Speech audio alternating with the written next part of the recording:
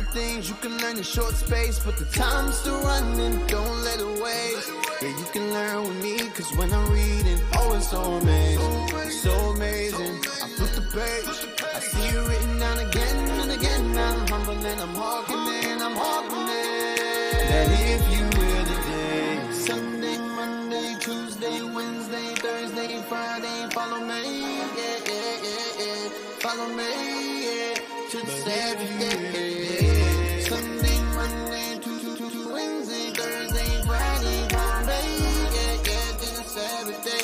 Then we go and keep it holy and make it to the next day. Do you know what today is? It's our hidden history.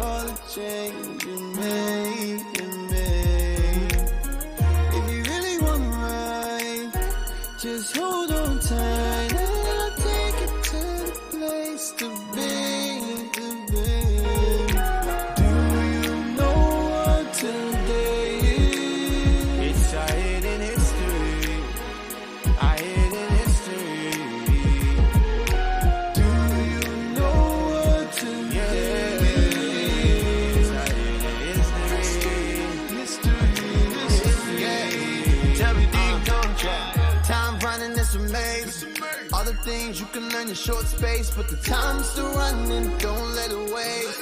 Yeah, you can learn with me, cause when I'm reading, oh, it's so amazing, so amazing. I flip the page, I see it written down again and again. I'm humble and I'm hawking it, I'm hawking it. That if you will today, Sunday, Monday, Tuesday, Wednesday, Thursday, Friday, follow me, yeah, yeah, yeah, yeah. Follow me, yeah, to the Sabbath, yeah, yeah. Sunday, Monday, Tuesday, Wednesday, Thursday, Friday, Friday, yeah, yeah, to the Sabbath day.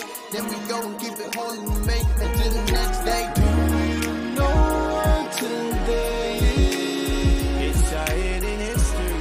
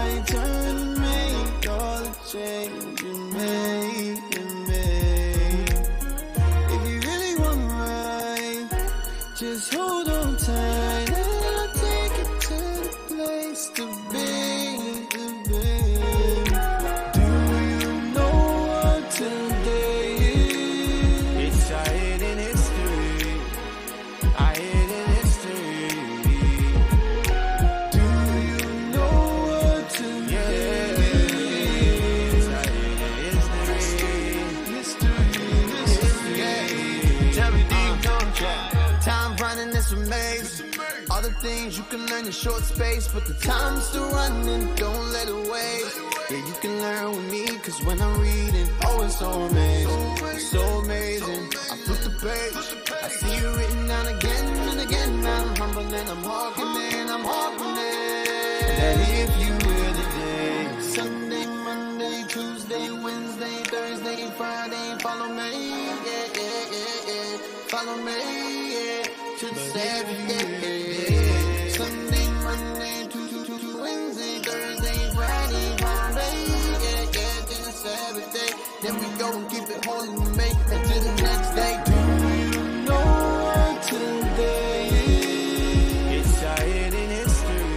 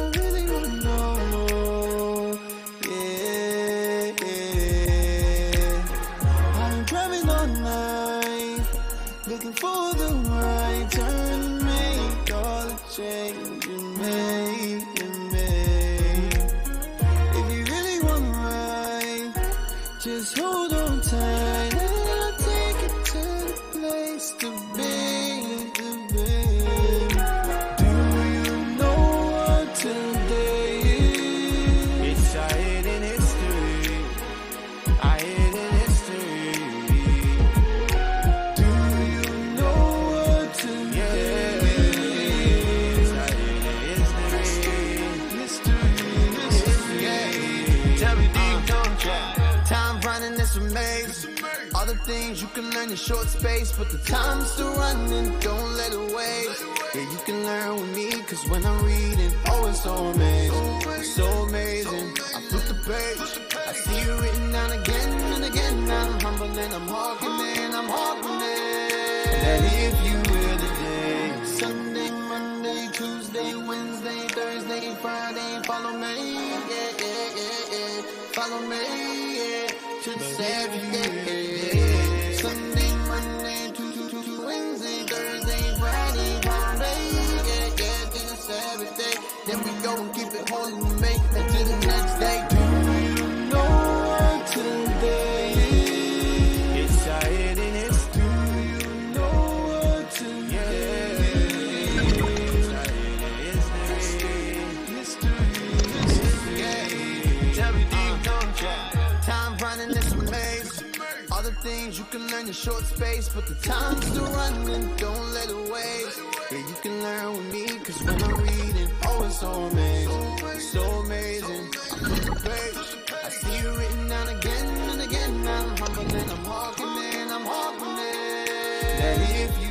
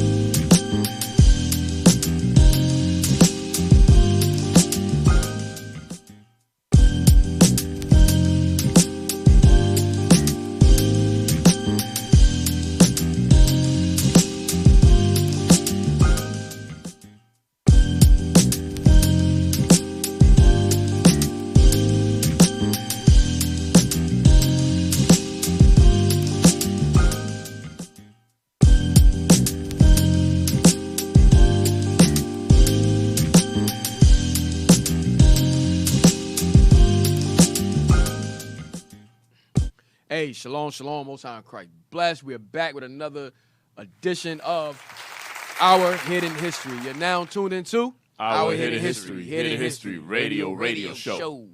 All right, all praises, all praises. Hey, shout out to Deacon Malafia class last night. The Avengers. The Avengers. All right, so look, hey, we in this truth, man. Hey, we got to do the work. We got to give due diligence because we all aspiring to be Avengers. Understand that. We are aspiring to be Avengers of the Most High God. Understand. All right. Hey, give me that in Peter's, man. Give diligence. Oh, who read? My bad. We got we got my man, Officer Ari. He's the reader today. The Habasha. The Habasha. From the Habasha tribe. Ethiopia. The Abyssinian. Yeah, 2 Peter. 2 Peter chapter 1 and verse 5. Read that. And beside this, giving all diligence, adding to... Oh, boy. Hold on. Oh, hey, y'all got the music for this guy? Got the music for this guy? I had the wrong precept. You had the wrong precept? Yes, sir. Come on, man. 2 Peter chapter 1 and verse 10. Read. Wherefore, the rather, brethren, give diligence to make your calling and election sure. So understand, in this truth, okay, we've been called. Like the deacon was bringing out last night, we all been called. But now, since we've been called, we came in this truth, we want to become the chosen. So with that being said, read it again. Give diligence. We must give diligence in this truth now. All right. I know the bishop had a class called battle fatigue. Sometimes you may go through a little battle fatigue. You better get back up. It's discipline that we need, that we got to implement. Okay, read it again. Give diligence. Give diligence. Read. To make your calling and election sure. So that's what we got to do. In order to make our calling and our election sure, certain, we got to give diligence in this truth. Okay, we got to give diligence. That's how you're going to show your faith, man, by your works. All right. So last week we went over, we were dealing with Titus, okay, the destruction of Jerusalem. We dealing with Titus, the things that transpired, okay, after the destruction. All right. We showed how Titus even died, how the Most High plagued him after he destroyed the temple. All right. He even knew that what he was doing was of the Lord, because remember, they could not destroy our city. They could not take down our walls. It wasn't easy to take down walls. He admitted it wasn't easy to take down our walls. Okay. But the fact that he did take it down and got through, he admitted that that was of the Lord. Now, you had some brothers that was actually, hey, look up Alexander. Look up Alexander Tiberius, I think it is. Look up Alexander Tiberius. Look up Alexander Tiberius. Because you had those are people that hate their own people. So they ended up siding with Rome, like Josephus, ended up fighting with Rome against us, helping take down the temple. Tiberius, Julius, let me see. Is that who I want? Go down. Yep, read that. Tiberius Julius Alexander was an equestrian governor and general in the Roman Empire. So he was a general in the Roman Empire. Go ahead. Born into a wealthy Jewish family of Alexandria. So he was a Jew. He was a brother. Read it again. Born into a wealthy Jewish family of Alexandria, but abandoning or neglecting the Jewish religion. He rose to become the second procurator of Judea. So he was a Hellenist. Go ahead. From 46 so to 48. So he rose to be a what? To be a procurator of Judea. Read. Under Claudius. Under Claudius, he became a procurator. Go ahead. While prefect of Egypt, he employed his legions against the Alexandrian Jews in a brutal response to ethnic violence. Hated his own people. And While a prefect, now that's one of the highest orders in the Roman army, a prefect. Okay? Put your cursor on prefect. You ain't got to click on it. Okay. Just put the cursor on there. Okay, a prefect is a magisterial title. Can you move that? Are you able to move it over? Yeah, just click on it. Go ahead. Yep. Thank you. Prefect is a magisterial title of varying definition, but essentially refers to the leader of an administrative area. What part did you read? Okay, Top right. part. So read the parentheses. From Latin, praefectus, substantive, adjectival, from the prefectorate. Adjectival. Form of prefectory, put in front. Put in front. Meaning in charge. So he was in charge. He was in charge. He was the general. Okay, that's what a prefect means. So go back. So that's like the highest order in the Roman army. A general. You're general. So he moved up the ranks. This is a brother. Moved up the ranks and became a prefect, a general. Read. While prefect of Egypt, he employed his legions against the Alexandrian Jews. Against his own people. Read. In a brutal response to ethnic violence. And was instrumental in the Emperor Vespasian's rise to power. In 70, he participated in the siege of Jerusalem. That's what I wanted right there. He participated against his own people. He sided with Rome. Now, mind you, he probably think he had no ties to his own land because he was brought up in Egypt, in Alexandria. So, you probably look like, you don't give a damn about your own people in Judea. So he was siding with Rome and joined Titus and Vespasian in taking down his own people. Read it again.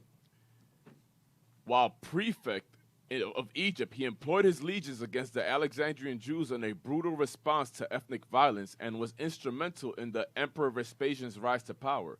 In 70, he participated in the siege of Jerusalem as Titus's second in command. You see that?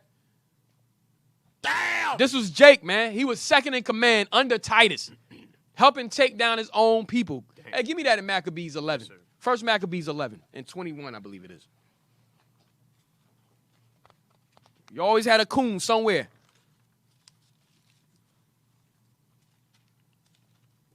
First Maccabees, chapter 11 and verse 21. Read. Then certain ungodly persons who hated their own people. So you had certain ungodly persons who hated their own people. They didn't give a damn about their people. Likewise today, you got pastors and so forth. You got those that's in power. I mean, political figures and stuff. Political figures don't care about their people. Don't give a damn. Okay? It's all about their own gain. It's all about their own benefits. Read. Then certain ungodly persons who hated their own people went unto the king and told him that Jonathan besieged the tower. And told him that what? That Jonathan besieged the tower. And told him that Jonathan besieged the tower. So that's all I want. Certain ungodly persons who hated their own people. Give me First Maccabees 1 and 10. 1 and 15 or whatever. Yes, sir. Where we made the covenant to side with the heathen. First Maccabees, chapter 1 and verse 11.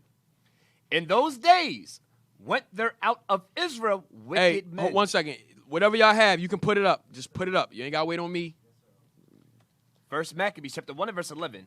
In those days went there out of Israel wicked men who persuaded many, saying, let us go and make a covenant with the heathen that are round about us. You see that? So we always wanted to make a covenant with the heathen that was round about us. Okay, why? Read on. For since we departed from them, we have had much sorrow. For since we did what?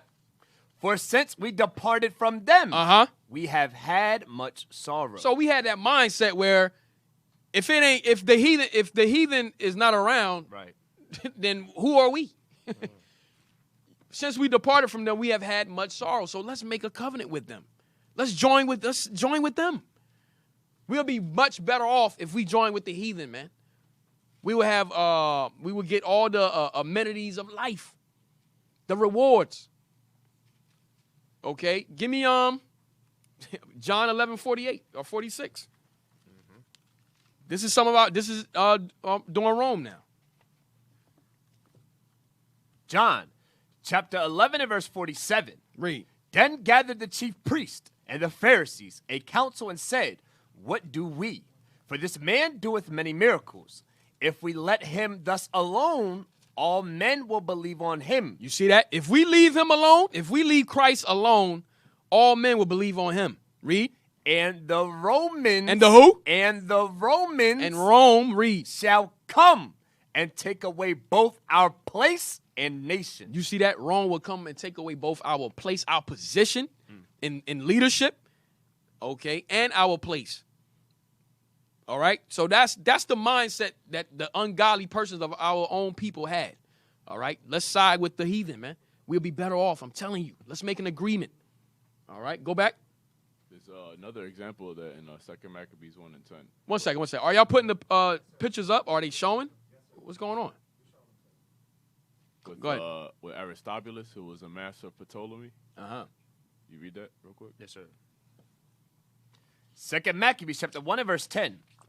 In the 184th year, the people that were at Jerusalem and in Judea, and the council in Judas, sent greetings and health unto Aristobulus, King Ptolemaeus, master, who was of the stock of the anointed priest, and to the Jews that were in Egypt. So he was a tutor, basically, like you read in Galatians 4.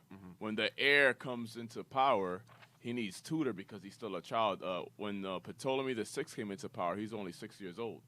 So Aristobulus, who was part of the priestly line, he was a master. He was a tutor for Ptolemy. Right. And in Egypt at that time. So it was always our people helping The heathen. The heathen all the time. They were always, he was trying to actually mix the laws of Moses with Greek ideology. And and Hellenize it, basically. Bring it together and make it, mesh it up. That's what he was trying to do. Wow. All right. Always doing that, man. Always doing that. Let's go back. Let's go back to the page. To the Wikipedia. Read that again. Go down. Where was we? He participated. He participated in the siege of Jerusalem as Titus' second in command.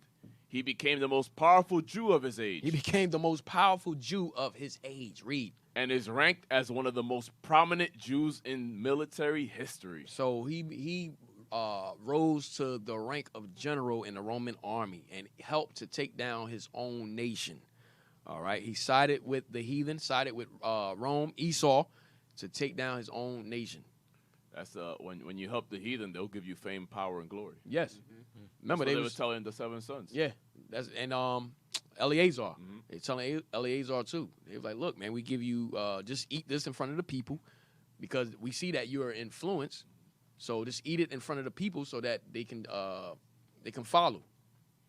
All right. It's no different from today. You have those of our people that's influencers today. Yep. They have the million followers and so forth on all the rap music the and rap the music they be singing about. The social media. Okay. Social media influencers. Social media influencers. But guess what? Esau behind all that. Esau controlling all of that. Esau see the people amongst us. That's an influence, a rapper, a ball player, so forth. They capitalize off that thing. It also sounds like slavery. You had the house Negro and the field Negro. The field Negro, yeah. Right. Yeah, so the field Negro is trying to get away, but yet the house Negro is trying to stay next to the master. Yeah. We sick, master. Right. Okay, we sick. There's that clip that leadership had brought out how Esau won't let somebody that has all this influence in social media just let loose. I forgot they the get name more of the class. followers than the news and right. this and that. So there's no way they could just let them run loose. They have to be controlled. They have to be Too controlled. much influence. So you think with Eleazar, for example, Esau is gonna be controlling him. If he would have did what he did, Esau is gonna be behind that whole thing. He was gonna be the puppet controlling the nation. That's what they were trying to do. Set him up to be a puppet to control the nation. Okay, all right. So let's drop that. Give me the page. Let's go back to the page with Titus's death. I got to read that again, man. With Titus' death. Let's read that again. Where are we starting at? A Jewish legend. And then I have another page to back up to go with that. Go ahead. A Jewish legend has embellished this circumstance. Hey, this is from the book History of the Jewish Nation. Okay, History of the Jewish Nation. Did I have the cover of the book? History of the Jewish Nation? By the lady? Yeah. Don't worry about it. I'll show it. I got it right here. No, by Ederson Baker. So it's Amalek. All right. This is History of the Jewish Nation. Can they see? I'm gonna open the cover page. It'd be hard to see the spine. Yeah. Can they see me? Yeah. All right. All right. So this is the book History of the Jewish Nation. Okay. After the destruction of Jerusalem under Titus by Alfred Ederson, 1954. All right. I know that. Are you able to zoom in? Probably not able to zoom in, but it's a little bright. Oh boy. All right, here we go. All right. All right, so let's go back to that page. A Jewish legend has embellished this circumstance by describing in the most fabulous terms certain tortures which Titus had to endure in punishment for the destruction of Jerusalem and the temple. So there was a Jewish legend, okay, that Titus had how Titus died. The punishment he had to go through for destroying the temple. Read. On his voyage from Egypt to Italy, so goes the story, Titus was overtaken by a storm, which threatened to destroy the vessel that bore him. Mm-hmm. Conscious of the righteous anger of the God of Israel, whom he had offended. How he offended him? By destroying the temple. By destroying the temple. Go ahead. Titus broke forth in blasphemies against him, as if his power were limited to the sea in which he had once destroyed Pharaoh. So he thought the Most High was just he thought the Most High power was just in water. So he pretty much like, look, I'm gonna show you the next page. He pretty much like, he can't get me on land. I'm more powerful than God on land.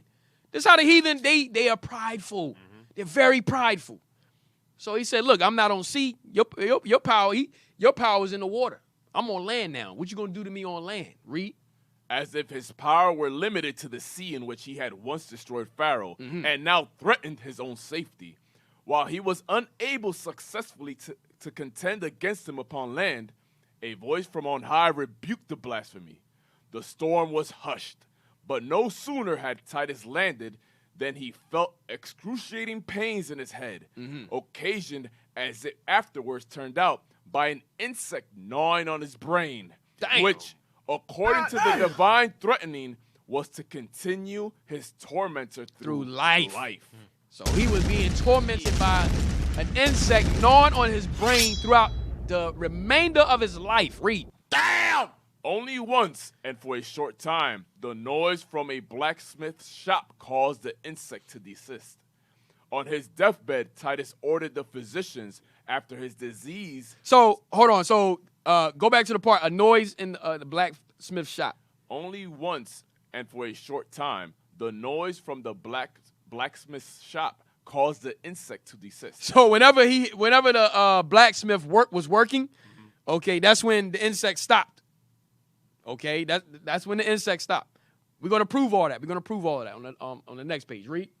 On his deathbed, it's gonna go more in depth, in detail. Read. Titus ordered the physicians, after his disease, to open his skull. After his decease. To open his skull in order to ascertain the occasion of his ceaseless agony. Read. To their astonishment, they discovered in it an animal. This is no longer an insect. It's an animal. I mean, insect is an animal, but this is an animal now in his brain. Go ahead. Which had grown to the size of a swallow, 2 talents in weight, with metal bill and claws. The hell is that? What type of animal is that? Read on. Which had gnawed at the emperor's brain. Right. All right, go to the next page now. It's going to go more in depth of what actually happened. How that insect got into his brain and started gnawing. Watch this. And the Jews? Yep. The Jews had much fuller information about this premature death, and the Talmud relates the following story. So it's talking about Titus. Let me see. Do I need to send that other page? You read it? Nah, hold on. I probably missed the page that should have. What page is that? 30. No. 167. That's it. 167. All right. Yeah. Go ahead. Yep. The Jews had much fuller information about this premature death, and the Talmud relates the following story. Titus was returning to Italy with the sacred vessels taken from the temple of Jehovah. When he was assailed by a furious tempest, the God of the Jews, he exclaimed, who drowned Pharaoh has power on the waters, but I am more than his match on land. Yo, talking crazy. He said, the God of the Jews, he exclaimed, who drowned Pharaoh has power on the waters, but I am more than his match on land. Read. At these words, a voice replied, "Wretch, thou child of a wretch." So he heard talking, and it said, "You wretch, thou child of a wretch." Read. I have created an infinitely little creature. Infinitely little creature. So, whoa, the Most High said, I've created an infinitely little creature. Read. Which shall fight for me. Damn. Yo, find the scripture where it says newly created in I think it says Wisdom of Solomon. Read on. You can read on. As soon as Titus touched the shore of Italy, a gnat crept into his nostrils and lodged in his brain. So that's how the gnat got into his brain. It crept into his nostrils. You know how you know in the hot weather, all these gnats around, and you might feel one go up your nose. That's what happened. Go ahead. As soon as Titus touched the shore of Italy, a gnat crept into his nostrils and lodged in his brain, where it gnawed for 7 years. For how long? 7 years. Oh my God. Read. One day, as the emperor was passing a blacksmith's forge, the noise of the hammer on the anvil stopped the insect. You see? So it was abbreviated in the last page, but now you see that he was at work with the anvil. He's hammering the anvil or whatever, making, you're a blacksmith, making a weapon and so forth. So once the insect heard the noise, it stopped. Read. And the excruciating torture ceased. Titus thereupon gave 4 pieces of silver daily to a man who kept close to him and struck incessantly on an anvil. So he had a bright idea. He said, listen, if I pay you, I need you to just hammer this anvil so this insect can stop. So this man getting paid is to hammer an anvil so that the insect can stop gnawing on Titus' brain. Go ahead. For a month, the plan succeeded. So for a month, it was good. Everything was all good, right? But watch this, read on. But at the expiration of this time, the insect became accustomed to the noise. Yeah, he like, man, F this. I got to get to work. And resumed its ravages. Damn. So now, even when he's hammering, the insect like, nah, I'm going to keep going, man. Go ahead. When Titus was dead, his head was opened, and a gnat was found as large as a swallow, armed with claws of iron and a brazen beak. God, let me hear that sound. God, go ahead. With this narrative related to their children, the Jews, in their implacable hate, pursued the memory of the destroyer of Jerusalem. See that? Now, give me now read that for me. The Most High made newly created creatures. Wisdom of Solomon. This is during Egypt, when we was coming out of Egypt, with the plagues that he's putting on the Hamites, the Egyptians. Go ahead. Wisdom of Solomon, chapter 11 and verse 18. 17. Start at 17. 17. For the almighty hand that made the world of matter without form wanted not means to send among them a multitude of bears, or fierce lions, or unknown wild beasts, full of rage, newly created. Full of rage, newly created. Yo, full of rage, newly created. That's right. We can't even fathom what that means. Newly created. Read it again. Or unknown wild beast, full of rage. Wait. Unknown wild beasts. These beasts you never seen before. Nope.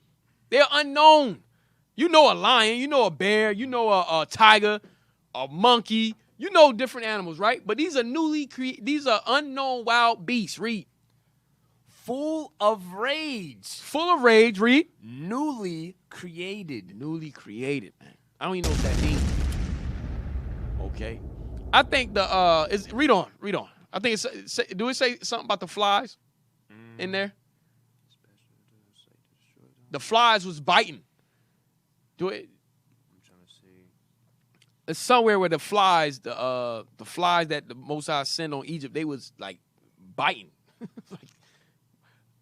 Like, is it there? Nah, I can't see it right now. All right. Y'all know what I'm talking about? Yeah, probably know. Yeah. I don't want to sound crazy here, but I know I read that. I know I read it. 1 second. Officer Manny, talk. Bring it out. Hey, Israel, just make sure you grab your pens. Oh, man. No, if you don't mind, officer, I wanted to bring out a book on history of the Jews in regards to Titus. Yes, sir. Yes, sir. Yes, sir. Do your thing. Hey, officer, Let me find this real grab quick. that book that I sent. Psalm 78:45. It should be History of the Jews by Solomon Grazel. 69. What's in the Psalms? Check on the telly. Yep, those right there. Yes. 69. He said Psalms. Yeah, I don't know that guy. Wisdom of Solomon. He got to take good Page place of 167 Abaddon. Got the spirit of Abaddon. Is Wisdom of Solomon what? 16 and 9. 16 and 9. He'll be Okay. proud of you, Officer Dunn. No, yeah, 45 is actually good as well too. All right, well, hold what you got then. Hold that. You better be cooking with fire, man. Yes, sir. So the both on the bottom, all the way on the bottom. Yeah, yo, 16-9, crazy. It was, you can start at whatever. Or like Pompeii, you can start there. There, like Pompey. Yes, sir. Like Pompey more than a century before, Titus went to the Holy of Holies and pulled the curtain aside. Was he impressed or disappointed to find only a small, bare room? Whatever the effect upon him, his sacrilegious act so offended the Jews that they placed him forever alongside of Nebuchadnezzar, So that's the Babylonian captivity. Right. Haman. The first temple. Haman. That's when you read in the Persian Medes. That was the one that tried to kill off Israel, Right. Edomite. and Antiochus. Antiochus Epiphanes. That's the one that destroyed the temple, and that's when we get the Feast of Dedication. Read. In the gallery of their enemies. So now Titus is gathered along with the enemies of those those other three captivities. The Romans may have called them the joy of the world. So the Romans, they was happy that they destroyed our temple. Right.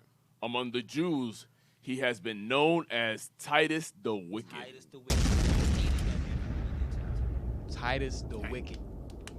We couldn't stand him. All right. Hey, read that. All praises, all praises. Wisdom of Solomon, chapter 16 and verse 9. Hey, so don't forget the thought, all right? So we remember this gnat that the Most High created. Remember, he said, I've created a gnat to fight for me. Mm-hmm. So he took so the gnat flew up his nose, and then when they discovered the gnat after his death, when they opened his skull up, the gnat had Iron claws. and a metal bill. What is that? Yo, read. Watch this. This is when we was in Egypt. What the Most High did for us in Egypt. Watch this. Wisdom of Solomon, chapter 16 and verse 9. For them, the bitings of grasshoppers and flies. Start at verse 7. Verse 7. Verse 7. For Verse 6. I'm verse sorry. 6. Verse 6. Verse 6. I'm sorry. Verse 5. Verse 5. All right, go ahead. Verse 5. For when the horrible fierceness of beast came upon these, and they were perished, And they perished. with the stings of crooked serpents, thy wrath endured not forever. But they were troubled for a small season, that they might be admonished, having a sign of salvation, to put them in remembrance of thy commandment of thy law. So that's going into us. All right, when we was in the wilderness. All right, that's going into us. When you read about that in Numbers. When the serpent, Numbers 21, when the serpent was, the Most High sent the serpent to bite us for sinning. All right, go ahead. For he that turned himself toward it was not saved by the thing that he saw, but by thee. Thou art the Savior of all. Mm-hmm. And in this thou madest thy enemies confess So here we go. Now the Egyptians, he said, in this thou madest thy enemies confess. Read. that it is thou who deliverest from all evil. Read. For them, For the Egyptians, the bitings of grasshoppers. Yo, what grasshopper is out right now that bites? Can somebody comment and tell me you seen a grasshopper that bites? Listen, they somewhere, I don't know. I've never seen one. Go ahead. For them, the bitings of grasshoppers and flies killed. And flies that kill? Listen, we around flies all our lives. When they get hot, flies is everywhere. But these flies, grasshopper and flies, were killing people. Were killing the Egyptians. Remember, newly created. Read. Neither was there found any remedy for their life.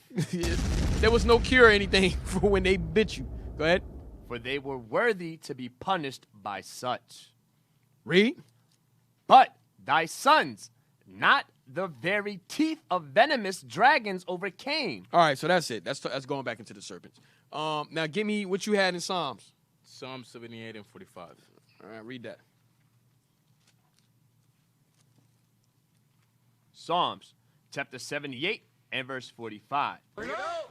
He sent diverse sorts of flies. There you go. There you go. Now, we all know flies. When we talk about flies, we're going to all speak about the same fly. Right? Yep. But now, read that again.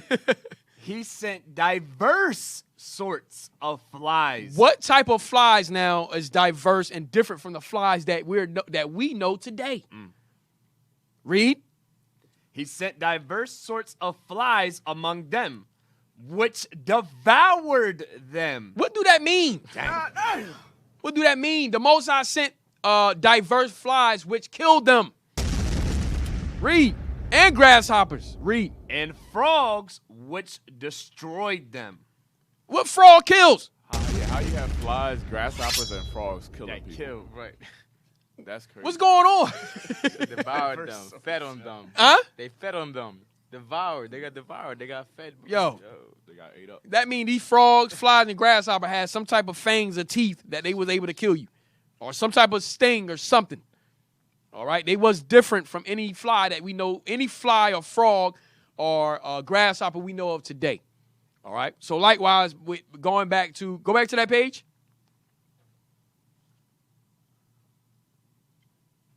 Go back to the page.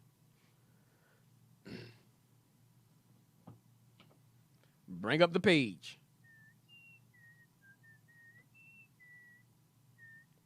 Damn, what's going on? What y'all taking notes? Bro, go back to the page. They trying to find the flies. Go back to the page. Where's the page we just had? Oh, God. A fly is in their brain. In the Telegram. Yep. Let's read it again. And then, hey, find me. We're going to go to those that the Most High destroyed, okay, in history. Okay. Just like he did Titus. When the Most High brought down these nations with their pride. We're going to start from the top again? Yes. You can start from... Yep. Just read it again real quick. All right. The Jews had much fuller information about these premature deaths, and the Talmud relates the following story. Titus was returning to Italy with the sacred vessels taken from the temple of Jehovah when he was assailed by a furious tempest. A storm. Go ahead. The God of the Jews, he exclaimed, who drowned Pharaoh, has power on the waters, but I am more than his match on land. So obviously they knew about our God. They listen, all the nations know about our God. All the nations know about him. All right. So read it again. The God of the Jews, he exclaimed, who drowned Pharaoh, has power on the waters, but I am more than his match on land. So he said he got power on the waters because of what he did to Pharaoh, but on the land, he can't stop me. Go ahead. At these words... Because you know why? Because now Esau pride, his heart is lifted up because he is able to destroy our temple. Okay, so now he's talking crazy about our God. Read. At these words, a voice replied, Wretch, thou child of a wretch. Uh-huh. I have created an infinitely little creature which shall fight for me. I've created an infinitely little creature that's going to fight for me. Read. As soon as Titus touched the shore of Italy, a gnat crept into his nostrils and lodged in his brain, where it gnawed for 7 years. Damn.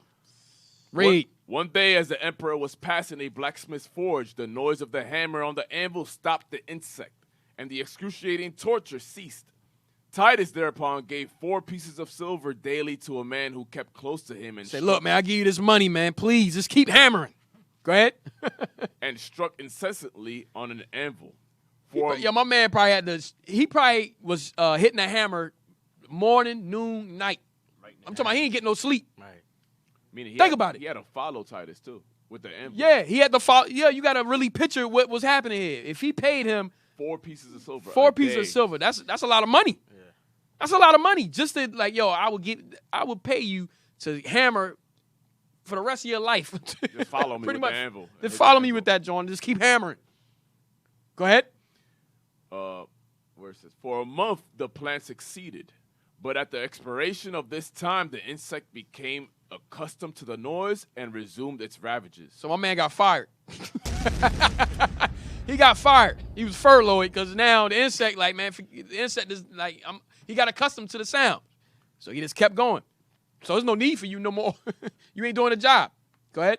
When Titus was dead, his head was opened, and a gnat was found as large as a swallow, armed with claws of iron and a brazen beak. With this narrative related to their children, the Jews, in their implacable hate, pursued the memory of the destroyer of Jerusalem. Right. So now, let's take a. This isn't the only time where the Lord took out the heathen for their pride. So real quick, we're gonna go through history how the Lord took out the heathen with their pride, how he destroyed them, how he killed them, how he put them to death, how he punished them. All right. Hey, give me Nebuchadnezzar. I just want to start there. Nebuchadnezzar. You remember? Do y'all remember? Y'all know what I'm talking about? Where Most High made him retarded. Daniel 4. Most High. Yeah, Daniel. 4:25. Let me see. Y'all keep messing with our God, man. 4:25. Yes, sir. Yep, read that. Daniel chapter 4, verse 25. That they shall drive thee from men. Hold on. Start at verse.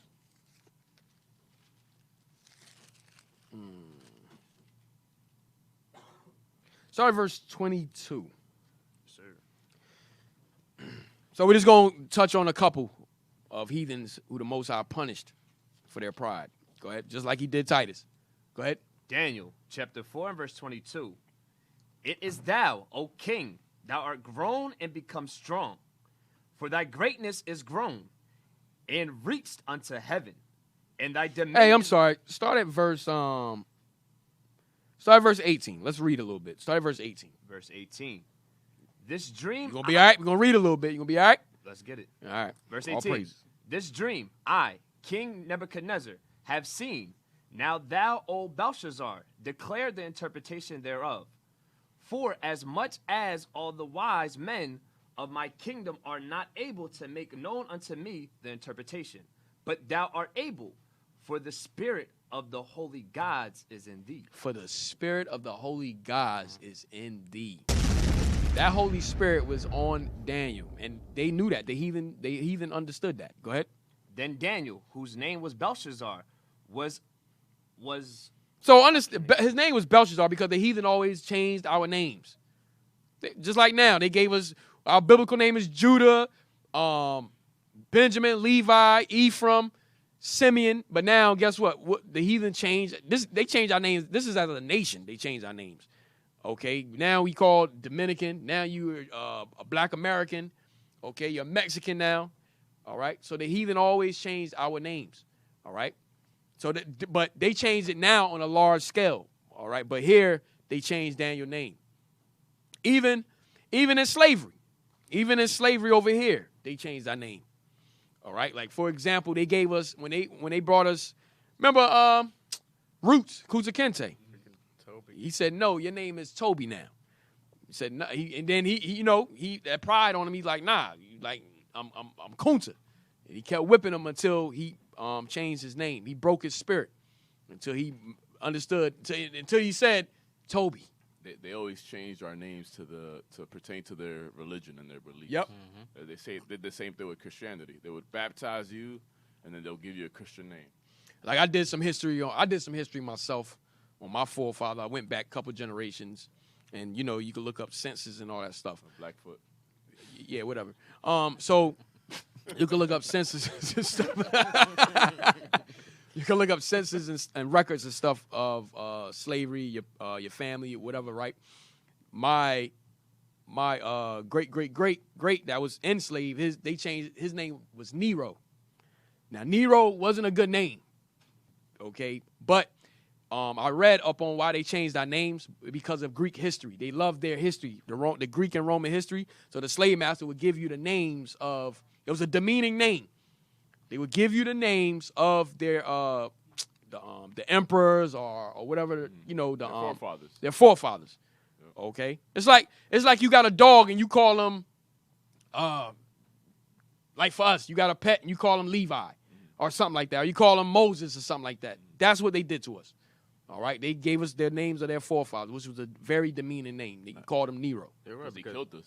Like some of the most famous names in Spanish, just like Alejandro for Alexander the Great. Yeah. Hector and so on. Like Same thing with Northern Kingdom, right? Same thing. So they changed our name. So same here with Daniel. I know I sidebar, but go back. The hell is this? Verse 19. Then Daniel, whose name was Belshazzar, was astonished for 1 hour, and his thoughts troubled him. The king spake and said, Hey, that's why it's important we change our names.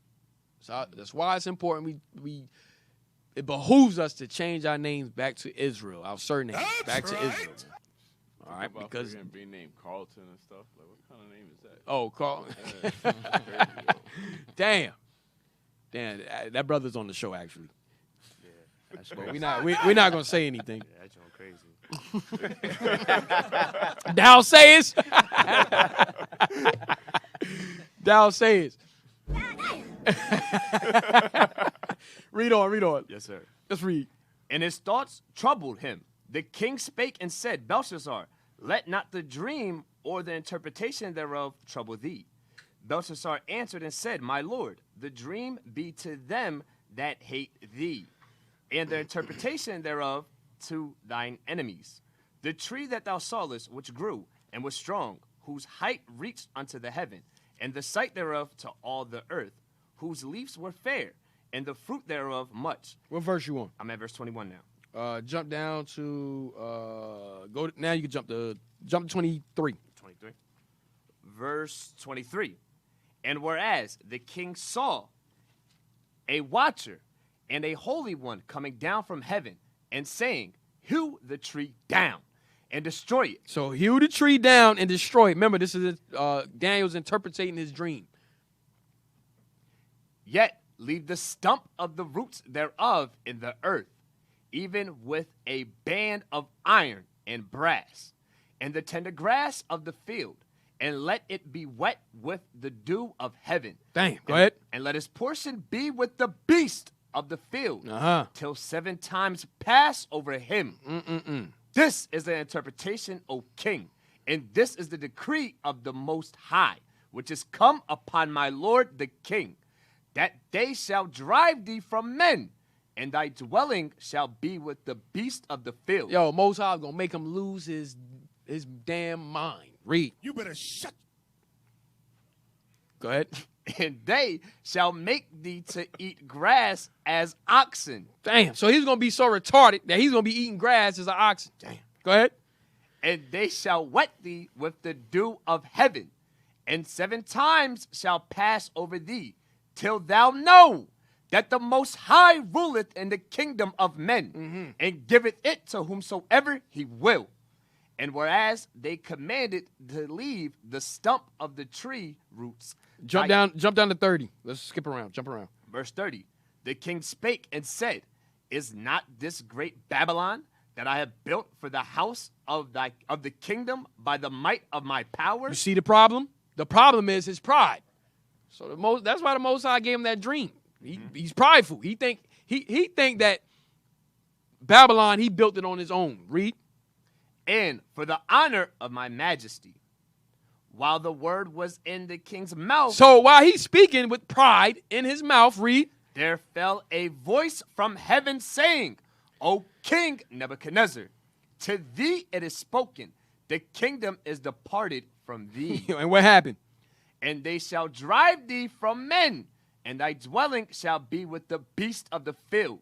And they shall make thee to eat grass as oxen, and 7 times shall pass over thee, until thou know that the Most High ruleth in the kingdom of men, and giveth it to whomsoever he will. Verse 33, watch this. The same hour was the thing fulfilled upon Nebuchadnezzar. Damn, in the same hour. Read. And he was driven from men, and did eat grass as oxen. Yo, he became retarded. He lost his mind. Read. And his body was wet with dew of heaven, till his hairs were grown like eagle's feathers, and his nails like bird's claws. Yo, he went mad to the point his nails grew all long, his hair. He like a bum. Yeah. He was gone. He was gone. Wasn't there no more. Mind not there. His mind is gone. He lost his mind. He went mad. Go ahead. Yeah, right. Go ahead. And at the end of the days, I, Nebuchadnezzar, lifted up my eyes unto heaven, and my understanding returned unto me. So now he got his understanding back. Go ahead. And I blessed the Most High. Oh, now you want to bless the Most High. Read. And I praised and honored him that liveth forever, whose dominion is an everlasting dominion, and his kingdom is from generation to generation. So the Most High didn't play with these heathens for their pride. Okay, you think you built this on your own? Oh, okay. I got something for you. All right, now let's get the Hey, I was going to say one thing, too. You see how it was the same thing with Titus. When he was speaking, then the Lord came and judged him. Yes. He said as he was speaking, he heard a voice from the Lord. Yep. and Same he judged thing. him. The same thing. Same thing. All right, so give me the next. Who we had next on the list? Antiochus? We just doing a couple. Give me Antiochus real quick. You got Haman when he got hung. Yes, Haman when he got hung.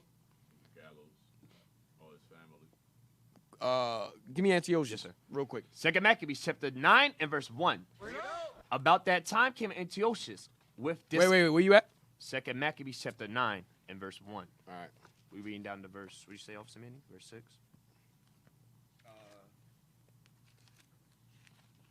Start at verse 3. Start at verse 3? Well, yeah, start at verse 1. Yes, sir. 2 Maccabees chapter 9 and verse 1. About that time came Antiochus with dishonor out of the country of Persia. For he had entered the city called Persepolis, and went about to rob the temple. So he on his way to rob the temple. Go ahead. To rob the temple and to hold the city. To hold the city hostage, read. Whereupon the multitude running to defend themselves with their weapons put them to flight.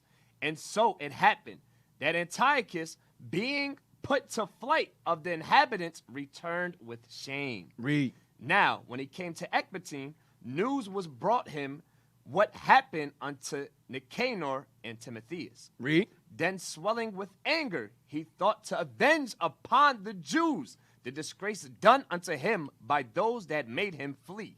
Therefore commanded he his chariots men to drive without ceasing, and to dispatch the journey. The judgment of God now following him. Uh-oh. Read. For he had spoken proudly in this sort. They go to pride. Read. That he would come to Jerusalem and make it a common burying place of the Jews. Read on. Watch this. But the Lord Almighty, the God of Israel, smote him with an incurable and invisible plague. Damn. Read. For as soon as he had spoken these words. Once again, for as soon as he spoken these words, read. A pain of the bowels that was remediless came upon him, and sore torments of the inner parts. I don't know what the Most High gave this guy. Either he had prostate, he got immediate prostate cancer. Damn. I don't know what he had. I don't know what the Lord did to him. I can't fathom what the Lord did to him, but he gave him something to the point that it was tearing him up right then and there in that same hour, just like Nebuchadnezzar, just like Titus. Read. Verse 7. Verse 7. Howbeit, he nothing at all ceased from his bragging. So my man in pains and torture in his inner parts. Damn. in his bowels. Yo, chill out, man. I don't know. Yeah, he was I plotting over don't know there what's for going on. I had to stop looking at Yeah, I see his spirit. He's just, come on, keep reading. He's stretching. He over there. I don't know what's happening, but keep reading. Verse 7. Howbeit, he nothing at all ceased from his bragging, but still was filled with pride. Still filled with pride. Read. Breathing out fire in his rage against the Jews. Read on. And commanding to haste the journey. But it came to pass that he fell down from his chariot, carried violently, so that having a sore fall, all the members of his bodies was much pain. Damn, so he hurting inside and now outside. Read. And thus he, that a little aforethought, he might command the waves of the seas. So proud was he beyond the condition of men. And wait, the high mountains. And weigh the high mountains in a balance. And can you stop reading choppy and just read it fluent, Yes, like straight through? And weigh the high mountains in a balance was now cast on the ground. There you go. Come and on. carried in a horse litter, shewing forth unto all the manifest power of God. Yo, the Most High do not play, man. Read on. So that the worms rose up out of his body, out of the body of the wicked man. Of this wicked man. Of this wicked man. And whilst he lived in sorrow and pain, his flesh fell away. Damn, so his flesh was consuming away from him. The worms was eating his body. He's still alive. Go ahead. And the filthiness of his smell He was stank as hell. He was smelling and everything. Go ahead. was noisome to all his army. And the men that thought a little afore he could reach to the stars of heaven, no man could endure to carry for his intolerable Tolerable stink. They just left him there like, look, man, I don't know how you gonna get there, but we can't deal with that smell. We can't deal with that smell, King. I'm sorry. Go ahead. Here therefore, being plagued, he began to leave off his great pride. So now, therefore, he pretty much dead now. So now he's starting to repent. He want to repent. Go ahead. Here therefore, being plagued, he began to leave off his great pride, and to come to the knowledge of himself by the scourge of God.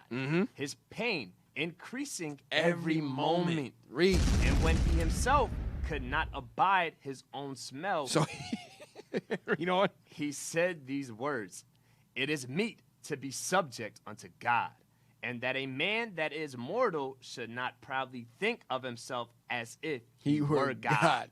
So now he's thinking to himself. He come to his senses. His understanding returns to him. Okay, go ahead.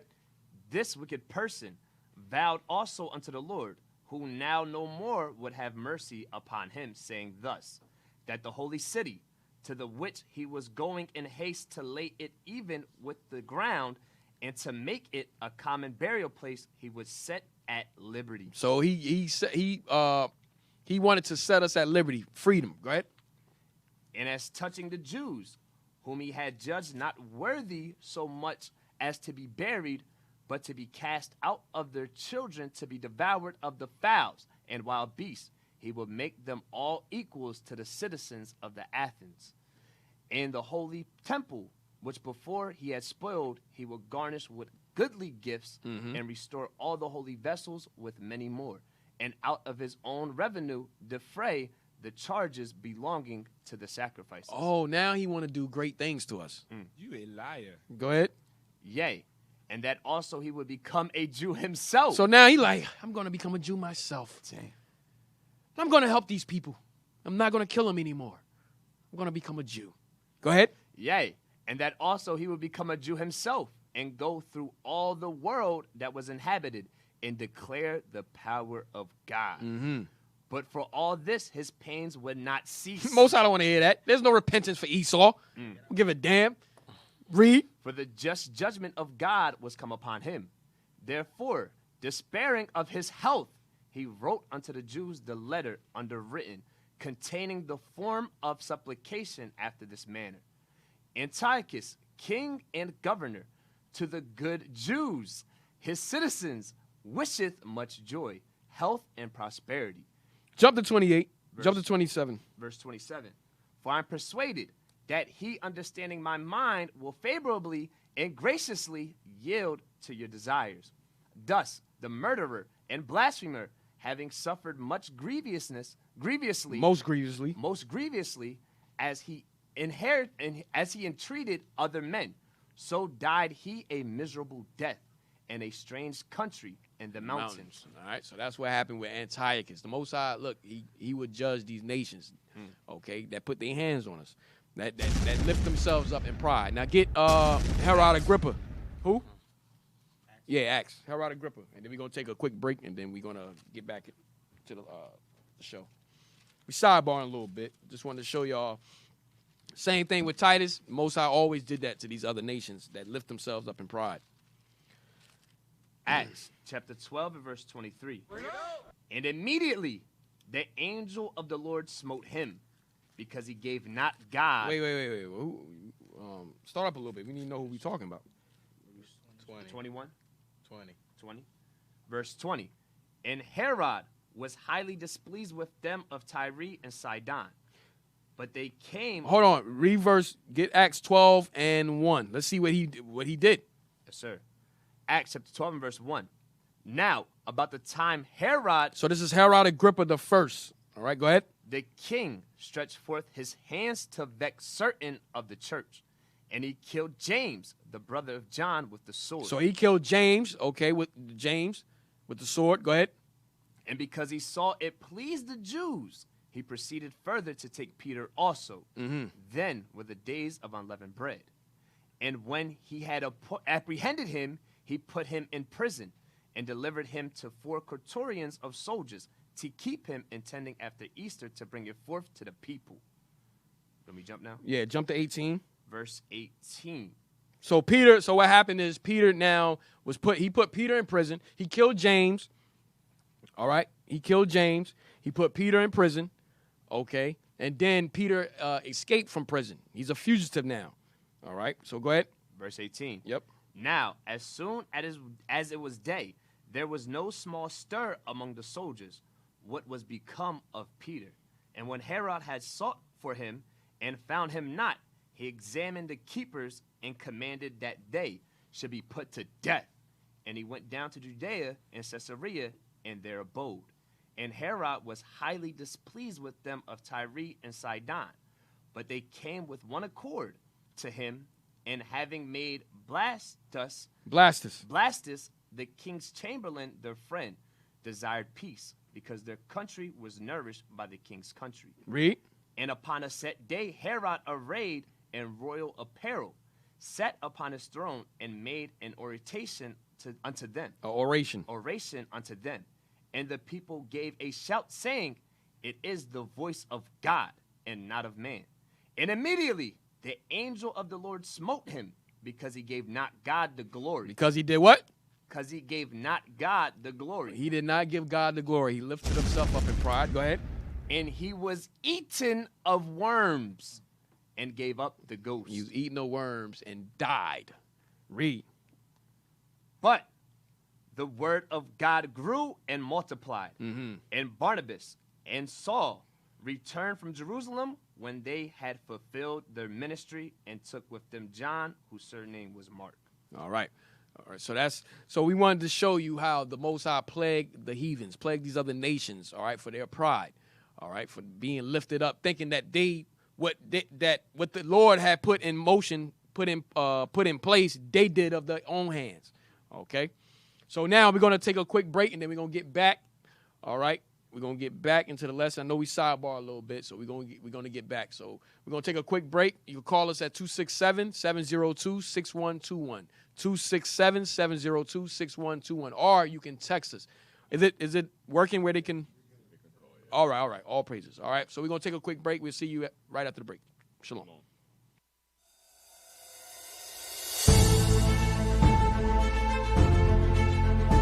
To the 12 tribes which are scattered abroad, greetings. So the same mission the disciples had is our mission today. Our mission is unlike any other mission throughout the world. I want everybody to understand that. Okay? There's no group on earth who has undertaken the true mission of the disciples of Christ to resurrect and gather the 12 tribes of Israel which have been scattered abroad. You may call it the diaspora today. The Bible uses other words, the scattered. Okay? But it's the same thing. our people who suffered during the time of colonialization, forced migration, sub-Saharan slave trade, transatlantic slave trade, and it seems like our people have been forgotten. But you are not forgotten. Get it in gold, the game in trouble, everything that you know, it came with a struggle, we shine like gold, I came from nothing, the weight of the world, and we ain't pulling muscle, we ain't pulling muscle, and we ain't pulling muscle, the weight of the world, we ain't pulling muscle, and we ain't pulling muscle, we get it in gold, the game in trouble, everything that you know, it came with a struggle, we shine like gold, I came from nothing, the weight of the world, and we ain't pulling muscle. There will come a time when black people wake up and become intellectually independent enough to think for themselves, as other humans are intellectually independent enough to think for themselves. Then the black man will feel for other black people. And this new thinking and feeling will cause black people to stick together. And then at that point, you'll have a situation where when you attack one black man, you are attacking all black men. And shall set up an sign for all the nations. The word Gentiles means nations. And shall assemble the outcasts of Israel, and gather together the dispersed of Judah from the four corners of the earth.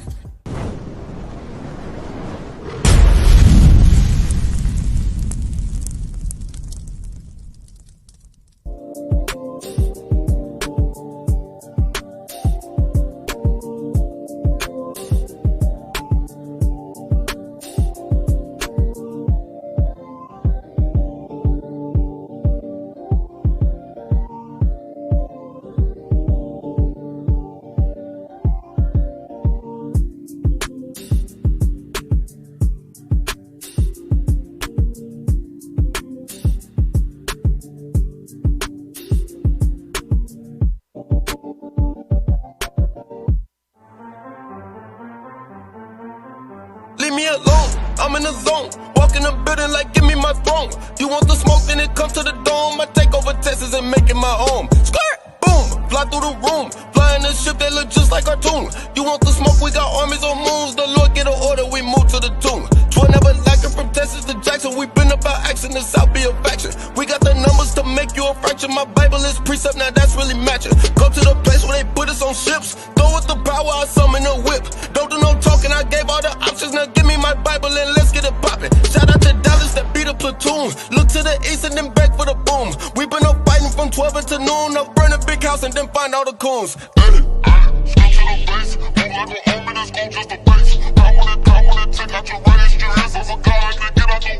Let's go to war, let's go to war, let's go to war, let's go to war, let's go to war. Bring me my sword, let's go to war, let's go to war, let's go to war, let's go to war, let's go to war. Bring me my sword, let's go to war, let's go to war, let's go to let's go to war. A soldier, an officer, teacher, a reader, a flyer, a mic and a speaker. I gotta beseech him. I cut him, then pass it to deacon. The captain gon' feed him, and bishop gon' lead him. He bleeding, fatiguey, anemic. Your pastor been dancing with demons. He fall like the season is treason. When brothers believing, they turning to leeches. Them times been screeching. Pull up and go. Wartime. No zodiac. Look at them 4 signs. It's Caesar and Jesus, a kingdom you need to be seeking and looking for your tribe. I got Judah and Ephraim and Hill. Bible got secrets to heal. Bringing it closer, it's near. Shipping it, changing the gear. Breaking it, changing the feel. Making it plain and it's clear. Upright. Just around getting the foresight. Seeing the vision right from the beginning. But these niggas playing like Fortnite. We gotta repeat for real. I want to stand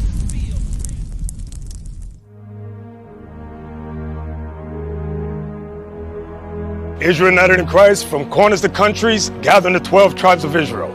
We gonna take the world.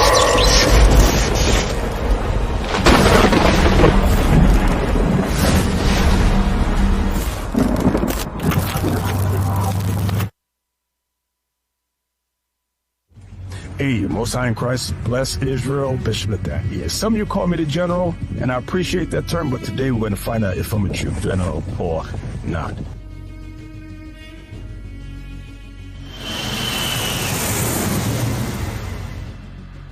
في متى 28 أمر المسيح بالتأديب اذهبوا إلى كل الأمم وعمدوهم باسم الآب والابن والروح القدس وعلمهم أن ينتبهوا بغض النظر عما أوصيك بفعله كما نعلم فإن 12 قبيلة من إسرائيل كما قال يعقوب 1:1 منتشرة في جميع أنحاء العالم جميع البلدان، من تجارة الرقيق جنوب الصحراء الكبرى إلى تجارة الرقيق عبر المحيط الأطلسي. حسناً، سنتعامل مع ذلك. Das Evangelium wurde überall gepredigt, doch es gibt noch viel zu tun. Okay, hinzu. Korintherbrief Kapitel 10, rund Vers 16. Ich glaube, Paulus hat gesagt, man solle das Evangelium in Regionen jenseits seiner selbst predigen und sich nicht mit der Arbeit anderer Männer rühmen. Wir wollen nicht damit prahlen, dass kein anderes Lager so hoch arbeitet, dass wir auf eine Mission berufen werden. Wir müssen diese Mission erfüllen. Ik heb je moedig, dapper en gedurft nodig, Diakenen, Kapiteins, Offizieren, Soldaten, op te staan en jezelf waardig te tonen voor deze waarheid. Oké, dus wat ik kan doen, ik kan je iets laten zien. Yoku kite, kono chizu o miseru. Kanada ni wa ikutsuka no gako arimasu. Amerika no itaru toporo ni mo aru. Takaki kami ni kanshashimasu. Tsugi wa Mekishiko ni hairu. No tenemos ninguna base todavía aquí. Entiende, no tenemos fundamento. Tenemos enseñanzas, pero ningún fundamento. El Altísimo nos acaba de permitir abrir una escuela aquí en Ecuador. Pero escucha, mira, no tenemos fundamento en estas áreas. Está bien, tenemos algunas enseñanzas, pero ningún fundamento. Sin fundamento, necesitamos llegar a toda Argentina y Chile. Tuna shule kadha katika bara la Afrika kutoa sifa zote kadriwa walio juu zaidi kadriwa hilo shule kadha tunazo hapa, lakini hiyo haitoshi. Tunahitaji shule nyingi zaidi za ukweli wa Injili inayofundishwa sawa. Tunahitaji kugonga maeneo haya Madagascar hata Zambia, Angola sawa. Ndio tunaanza msingi hapa Jamhuri ya Kidemokrasia ya Congo. D'accord, nous n'avons rien. Oh, nous aussi nous avons l'Europe. Pas encore de fondation en Espagne, une petite école France. L'Allemagne nous en faut plus. Il y a plus de travail à faire, plus de travail à faire. Eka, आणि या भागात कोणतीही मूलभूत शिकवण नाही. जेव्हा मी पाया म्हणतो, तेव्हा मला शाळा म्हणतात. मी एक माणूस एक संपूर्ण गेला याचा अर्थ असा नाही इकडे क्षेत्र आणि बाकी काहीतरी शिकवले. मी बोलत आहे की कोणताही पाया नाही, या प्रदेशात सुवार्ता शिकवली जात आहे. म्हणून आम्हाला आवश्यक आहे तेथे सत्य शिकवायचे. ठीक आहे. अगदी ऑस्ट्रेलिया. आमचे काही लोक इथे आहेत ऑस्ट्रेलियामध्ये. ठीक आहे. New Guinea, Indonesia, Sumatra, Vietnam. ठीक आहे. या प्रदेशामध्ये आहेत इस्रायली पाया नाही. सत्य सुवार्ता शिकवली पाहिजे की आपल्या लोकांना या प्रदेशात विखुरलेले आहेत. Está bem, a partir do momento do comércio subsaariano de escravos. Compreende isso. Compreende isso, Israel. Compreende isto. Muito trabalho a fazer. Muito trabalho a fazer. Allora Israele, ho bisogno di alcuni volontari. Ho bisogno che alcuni di voi uomini potenti si alzino in piedi. Diaconi, capitani, ufficiali, soldati, alzatevi. Ho bisogno di volontari per questa missione. Shalom, brothers and sisters, Most High in Christ bless. We want to thank you all for following Isaiah 11 ministry. We're here to inform you that the local Sabbath classes will now be available in all languages. All of the classes from the bishops, deacons, and captains will now be available in all languages. As it says in Isaiah chapter 11 verse 12, says that the Most High shall set up an ensign for the people. Stay tuned. Most High in Christ bless you all. And this is what we do from island to island, state to state, country to country. This is our mission.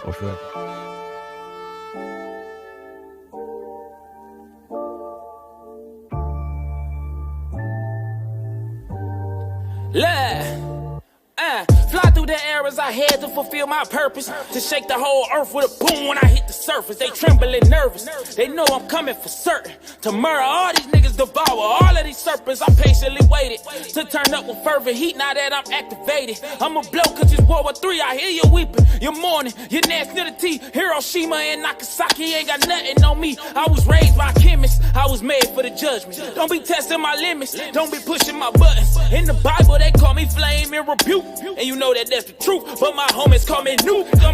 I was sent here to destroy pleasures of sin. in the day of darkness, even darker than when the day began. Annihilation, no time for I mean, what I just witnessed, it was pretty powerful. Black men, like that discipline. When you form like I just seen, it sends a strong message.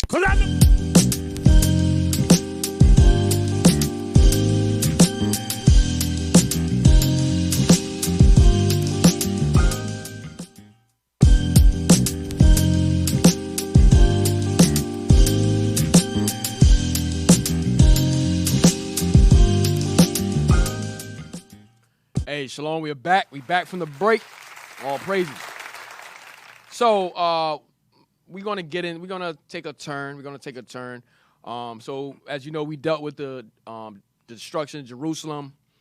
Now we're gonna go into the diaspora that was the result of the destruction of Jerusalem. So pretty much we're gonna go into the subsequent. We're gonna start to get into the subsequent history that came after the destruction of Jerusalem. Remember, we still dealing with we're still under Vespasian. All right, we're still under Vespasian. Then we're going to get into Titus. Okay, we're going to get into Titus as he became emperor. All right, and then we're going to get into Domitian. We pretty much kind of covered Titus as emperor in a sense. We kind of did like a dual. He was the general under his father, Vespasian. Right. And then after his father died, that's when he came into power. But he died soon after. Yeah, he wasn't in power for that long. He wasn't in power for that long. That's why, but we still going to touch on the things that transpired while he was in power, and then we're going to get into Domitian. But now let's get into the diaspora, which was the result of 70 A.D. So give me History of the Jews, Heinrich Graetz, page 42. History of the Jews, Heinrich Graetz, page 42.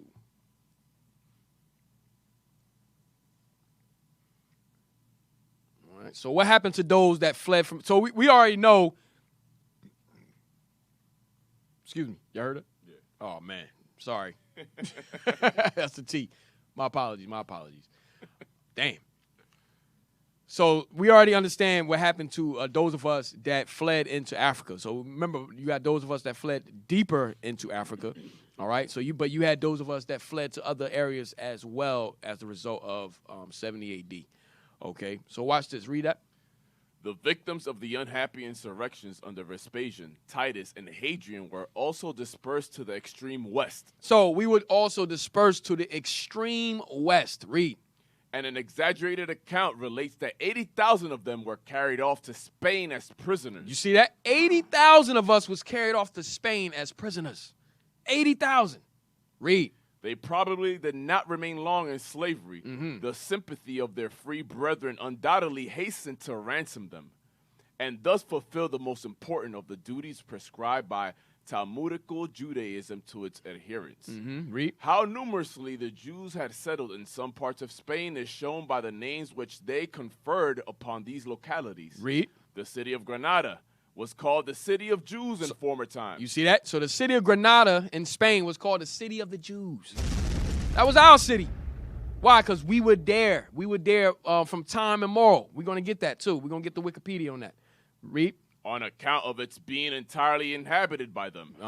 The same name was also borne by the ancient town of Tarragona, before its conquest by the Arabs. Before the Arabs came in, all right, we held down that city. Read. We held down Spain.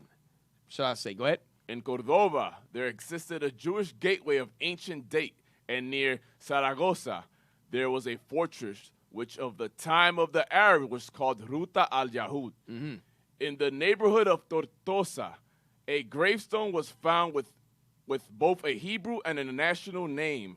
This memorial was inscribed in 3 languages, Hebrew, Greek, and Latin. The Jews must, therefore, have emigrated at an early period from Greek district to the north of Spain and acquired the Latin language without forgetting that of the Holy Writings.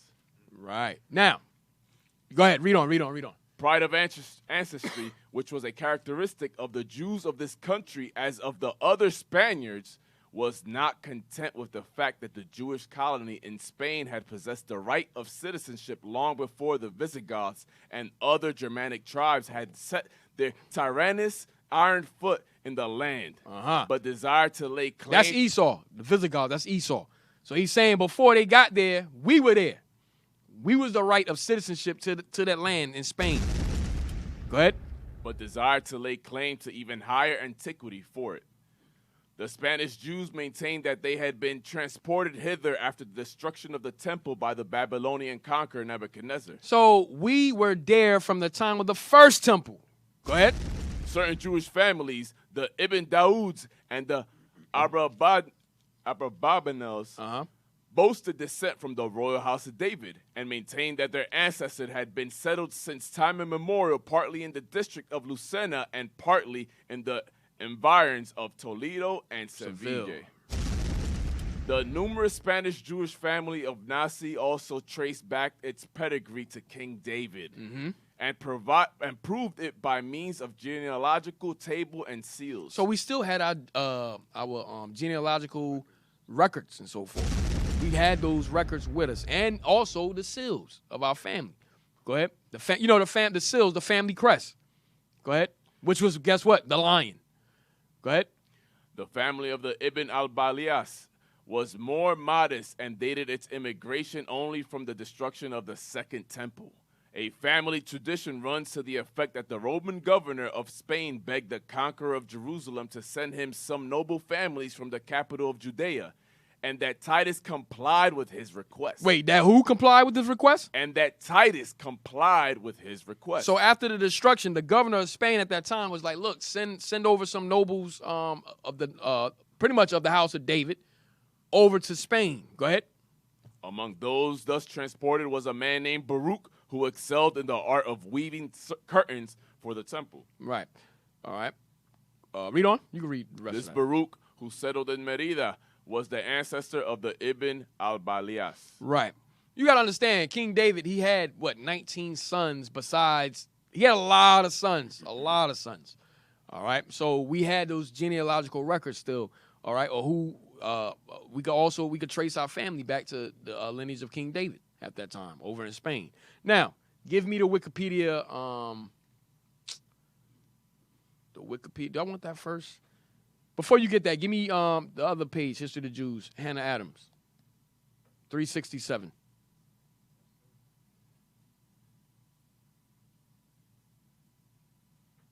Hannah Adams, page 367. You show the cover of the book. So after destruction of the Second Temple, okay, we fled, or we was carried captive over to Spain. All right, we was carried captive over to Spain. All right, so this is the History of the Jews by Hannah Adams, from the destruction of Jerusalem to the present time. Go to the page. From 1818. Even as late? Yes, sir. Even as late as the close of the 18th century, any person believed to be a Jew, whether he had previously appeared as a Catholic or not, would still be seized in Spain, if discovered by the Inquisition. The following is an extract from the decree of the Spanish government promulgated against the Jews, July 22nd, 1800. His Majesty ordered his ministers to deliver no passports to Jews intending to enter Spain. So we had passports back then. Go ahead. Whatever might be the motive of their journey, and whether they be desirous or not of making any stay in the kingdom. Jump down. I wanted that's the Spanish and Portuguese? Yep. The Spanish and Portuguese Jews claim their descent from the tribe of Judah. From where? The tribe of Judah. From the tribe of Judah. Hey, go down to that footnote. Right there. Yep. The cross. It is said that in about 1755, when a terrible earthquake in Lisbon destroyed 30,000 of the inhabitants, the Portuguese believed that the mercy of God might be obtained by burning some Jews and other heretics in what they call the auto da fe, or act of faith. Hey, read on. Matter of fact, this is the same thing that happened to us with Nero. Okay, remember they blamed us. It was an earthquake, but they all this during the Roman. This is prophesy, right? And things will happen. They will when things will happen, they will blame us for it, and then they'll come after us.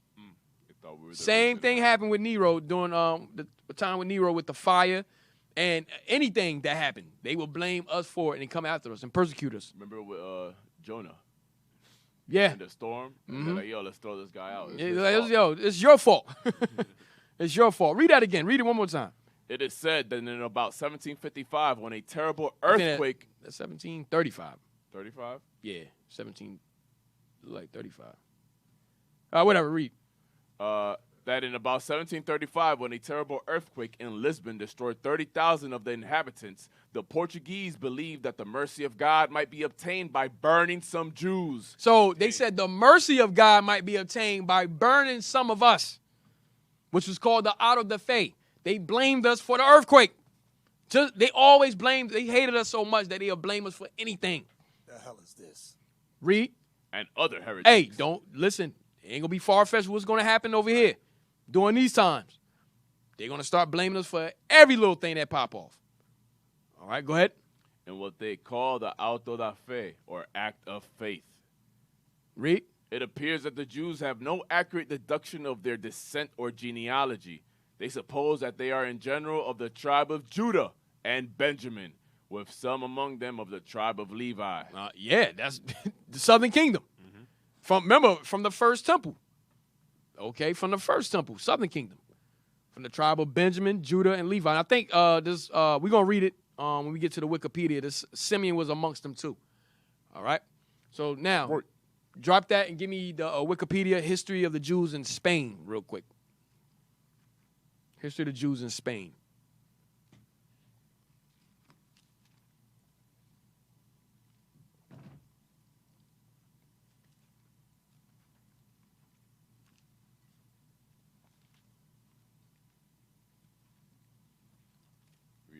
Yep, you can read it from. You start there. History of the Jews in Spain. We're gonna jump around. Go ahead. The history of the Jews in the current-day Spanish territory stretches back to biblical times according to Jewish tradition, but the settlement of the organized Jewish communities in the Iberian Peninsula possibly traces back to the times after the destruction of the Second Temple in 70 CE. You see that? So going back to the destruction of the temple, 70 AD. All right, go ahead. The earliest archaeological evidence of Hebrew presence in Iberia consists of a 2nd century gravestone found in Merida.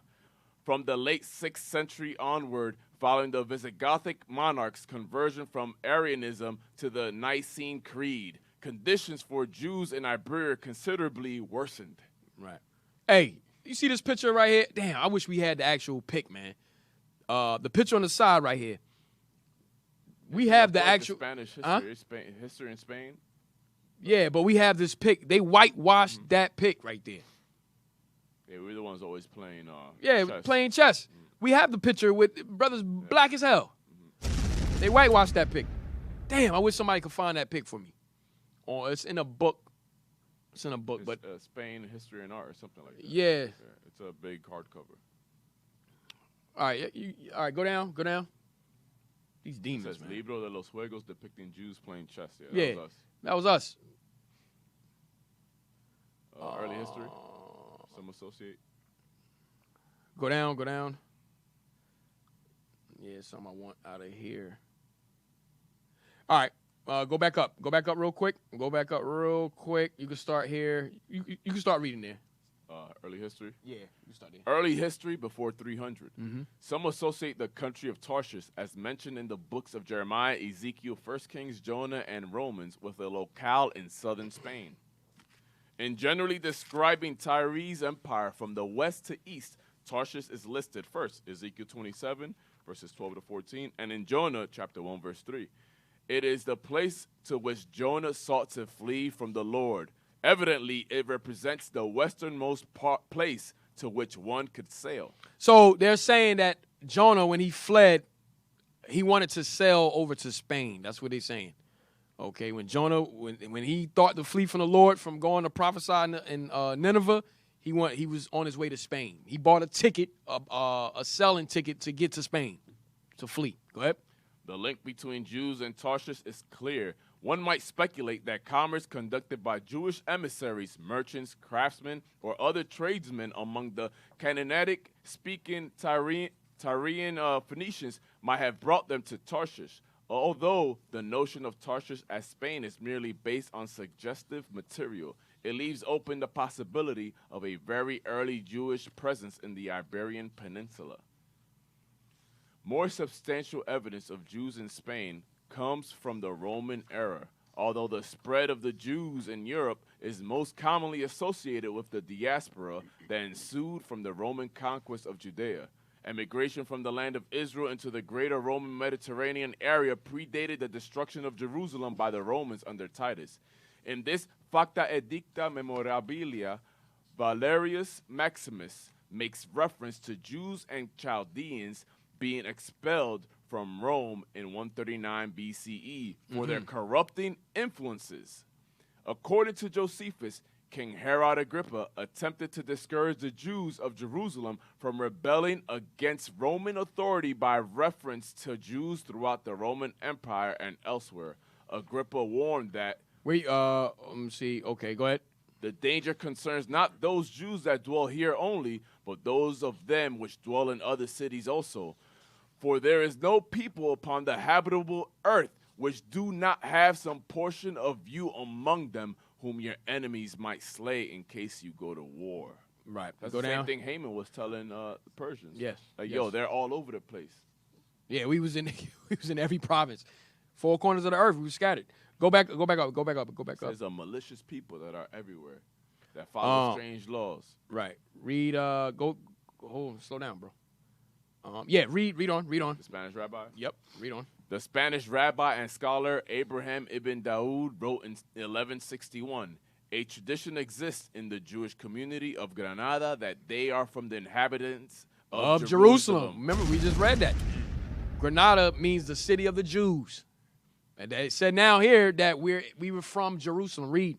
Of the descendants of Judah and Benjamin, Uh-huh. rather than from the villages, the towns, and the outlying districts of Judea. So they know, like, look, we are from Jerusalem. We're not from the outlying cities and so forth. We from Jerusalem. That's where we come from. That's the city that we come from. Go ahead. Elsewhere, he writes about his maternal grandfather's family and how they came to Spain when Titus prevailed over Jerusalem. Here we go again. When Titus won the war over Jerusalem, read. His officer, who was appointed over his Hispania, appeased him, requesting that he sent to him captives made up of the nobles of Jerusalem. And so he sent a few of them to him, and there were amongst them those who made curtains and who were knowledgeable in the work of silk, and one whose name was Baruch. We just read about him in the history of the Jews. Go ahead. And they renamed Merida. Here, Rabbi Abraham ben David refers to the second influx of Jews into Spain shortly after the destruction of Israel's second temple. Remember, they sent 80,000 prisoners. And then you had, it says, one of Titus' officers who requested to send nobles. Okay, go ahead. The earliest mention of Spain is allegedly found in Obadiah chapter 1, verse 20. And the exiles of this host of the sons of Israel, who are among the Canaanites as far as Saphat, and the exiles of Jerusalem, who are in Sepharad, will possess the cities of the south. So we haven't really dug into that. As I know we was starting to get into it. So we still, researching that. All right, we're still researching that. So we leave it open ended. All right, go ahead. While the medieval they're saying that in Obadiah, Sepharad is Spain. That's what they're saying. All right. I'm gonna look into it. We're gonna get back into that. Go ahead. While the medieval lexicographer David ben Abraham al-Fasi identifies Sarfat with the city of Sarfan, Ladino, whatever that is. The word Sepharad, whatever that is, in the same verse has been translated by the 1st century rabbinic scholar Jonathan ben Uziel as Aspamia, based on a later teaching in the Compendium of Jewish Oral Laws compiled by Judah HaNasi in 189 CE, known as the Mishnah. Aspamia is associated with a very faraway place, generally thought of Hispania or Spain, circa 960. Isdai ibn Shaprut, minister of trade in the court of the Caliph in Cordoba, wrote to Joseph, the king of Khazaria, saying, "The name of our land is in which we dwell is called the sacred tongue, Sepharad. But in the language of the Arabs, the indwellers of the lands, Al-Andalus, Andalusia, the name of the capital of the kingdom of Cordoba." So remember, Ibn Shaprat, okay, remember he was the one, I think he was the one that wrote the letter to Cajun Bullen, the king of Khazaria, that's Esau. You can read about that in the Jewish Encyclopedia. All right, the leadership brought that out also, that particular page.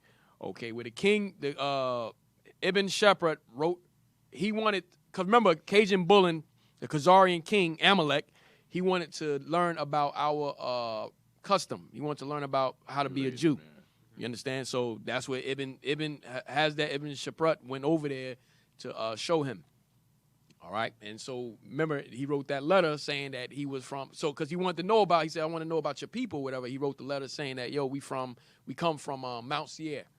All right, I'm paraphrasing it, but that's what that's going into. All right, jump down. This is what I want too. I want this. Read this right here. The Spanish Jew Moses de Leon. The Spanish Jew Moses de Leon, circa 1250 to 1305, mentioned a tradition concerning the first Jewish exiles, saying that the vast majority of the first exiles driven away from the land of Israel during their Babylonian captivity refused to return. So we refused to return. This is what I wanted to get into. He refused. Say, nah, we're not going back. Go ahead. For they had seen that the second temple would be destroyed like the first. So they understood the prophecy. They understood the prophecy that the first temple was going to be the second temple was going to be destroyed like the first. So he like, nah, we might as well stay over here. Why are we going to go back into misery again? Go ahead. Yet another teaching passed down later by Moshe ben Makir in the 16th century explicitly stated that Jews had lived in Spain since the destruction of the first temple. All right, so this is what he actually said. Go ahead. Now I have heard that this praise, Emet we Vasiv, which is now used by us in the prayer rite, was sent by the exiles who were driven away from Jerusalem and who were not with Ezra in Babylon. Go ahead. And that Ezra had sent inquiring after them, but they did not wish to go up there. How did Ezra send inquiring after them? Give me Ezra 1. Give me Ezra 1 real quick. Was it Cyrus, right? Yeah. Let me see.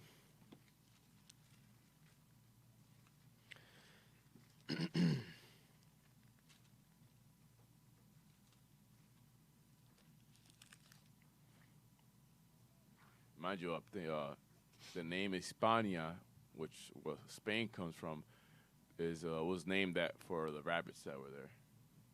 Right. Oh, yes. All right. And then Iberia is also named, that peninsula Iberia is called after Eber by the Phoenicians as well. Right. Okay. I remember Spain or Hispania. I remember it was named after the rabbits. Yeah, the rabbits that was a lot of rabbits was over there. Yeah. And that's where the name Spain comes from. I remember you had even during the that was before Solomon, before King David. We were ready. We was there. Yeah, we was there. And then remember Hannibal. Remember we had it on lock at that time too. With Hannibal and so forth, we had Spain on lock. Carthaginians, we had the tin mines and the silver mines over there. So that was ours before Rome came. Now, don't forget, you did have Japhet over there. We touched on that. Japhet was there. Remember, that was Japhet them land before Genesis 10. They was over there. All right, but remember, when we get over there, we become what? The majority. We take over. Once we come in, we take over. We started mingling around with their women and so forth, and you know how that go. All right, but we took over. We became the majority over in Spain. All right, you got that? You want Ezra 1? Just 1 and 1? Read on down? Yeah, read on down. Yes, sir. Ezra, chapter 1 and verse 1. Now in the first year of Cyrus, king of Persia, that the word of the Lord by the mouth of Jeremiah might be fulfilled. The Lord stirred up the spirit of Cyrus, king of Persia, that he made a proclamation throughout all his kingdom, and put it also in writing, saying, Thus saith Cyrus, king of Persia, the Lord God of heaven hath given me all the kingdoms of the earth, and he hath charged me to build him an house at Jerusalem, which is in Judah. Who is there among you of all his people? His God be with him, and let him go up to Jerusalem, which is in Judah, and build the house of the Lord, God of Israel. He is the God which is in Jerusalem, and whosoever remaineth in any place where he sojourneth, let the men of his place help him with silver, and with gold, and with the goodness with goods, and with beast beside the free will offering for the house of God that is in Jerusalem. Read. Then rose up the chief of the fathers of Judah and Benjamin, and the priests and the Levites, with all them whose spirit God have raised to go up to build the house of the Lord which is in Jerusalem. And all they that were about them strengthened their hands with vessels of silver, with gold, with goods, and with beast, and with precious things. Beside all that was a willing offer. So understand, this is the proclamation where Cyrus gave us liberty to go back to our land. Now, Ezra, of course, he's going to be sending out letters and so forth. He's going to be sending out letters and so forth for those to come back. Okay, that, you know, if you want to come back to the land, we got proclamation. We're able to come back to the land. So if you want to come back, you're allowed to come back. So he was sending letters to Spain, Ethiopia, wherever we were scattered. He's sending letters so that we could come back into the land, right? All right, so go back. Go back to the Wikipedia. Where did we leave? Okay. You can start out. Now I have heard. Now I have heard that this praise, Emitwe Yasiv, which is now used by us in the prayer rite, was sent by the exiles who were driven away from Jerusalem and who were not with Ezra in Babylon, and that Ezra had sent inquiring after them, but they did not wish to go up there, replying that since they were destined to go off again into exile a second time, and that the temple would once again be destroyed, why should we then double our anguish? Nah, we good, Ezra. Why should we double our anguish and go and come back knowing that the temple going to be destroyed again? Go ahead. It is best for us that we remain here in our place and to serve God. Now I have heard that they are the people of Toledo, and those who were near to them. However, that they might not be thought of as wicked men and those who are lacking in fidelity. May God forbid they wrote down for them this magnanimous praise, etc. Similarly, Gedaliah ibn Jakia, the Spaniard, has written in... So this is multiple sources of this letter. Okay, go ahead. In 252 Anno Mundi, 1492 CE, the King Ferdinand and his wife Isabella made war with the Ishmaelites who were in Granada and took it, and while they returned, they commanded the Jews in all of his kingdoms that in but a short time they were to take leave from the countries they had heretofore possessed, they being Castile, Navarre, Catalonia, Aragon, Granada, and Sicily. So we was in all of those countries, all those lands, in those cities. Go ahead. Then the Jewish inhabitants of Toledo answered that they were not present in the land of Judea at the time when their Christ was put to death. So we answered that, look, we wasn't there at the time that Christ was put to death. Go ahead. Apparently, it was written upon a large stone in the city street, which some very ancient sovereign inscribed and testified that the Jews of Toledo did not depart from there during the building of the second temple and were not involved in putting to death the man whom they called Christ. Yet no apology was of any avail to them, neither unto the rest of the Jews, till at length 600,000 souls had evacuated from there. Right. All right, read this. Don Isaac Abravanel, a prominent Jewish figure in Spain in the 15th century and one of the king's trusted courtiers who witnessed the expulsion of Jews from Spain in 1492, informs his readers that the first Jews to reach Spain were brought by ship to Spain by a certain Pharos, a confederate of the king of Babylon, in laying siege to Jerusalem. So Pharos was a confederate of the king of Babylon.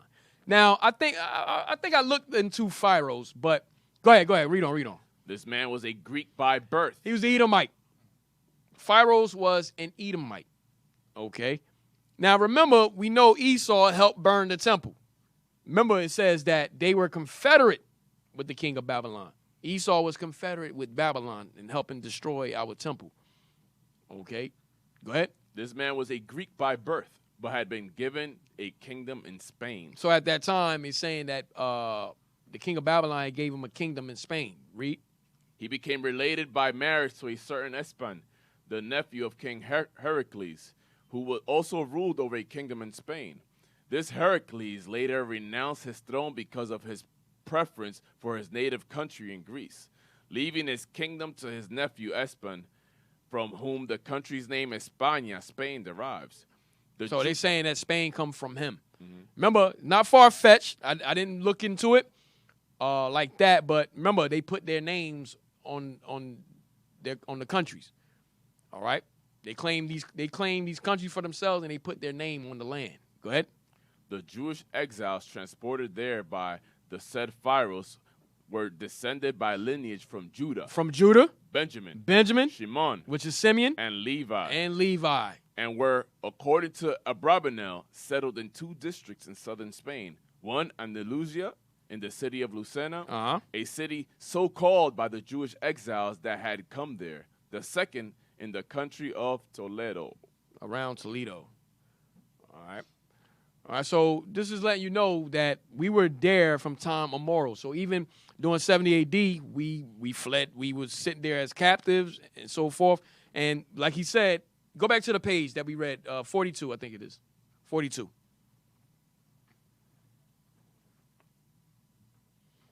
Yep, 42.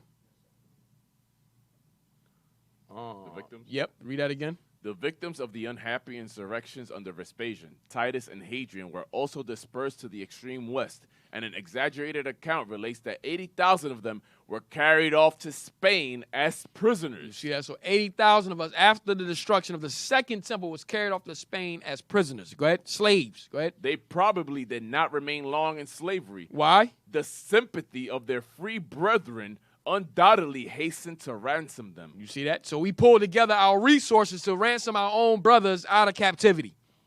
Go ahead.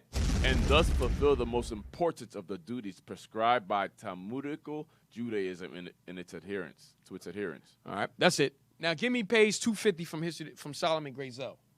Page 250. We almost done. Page 250.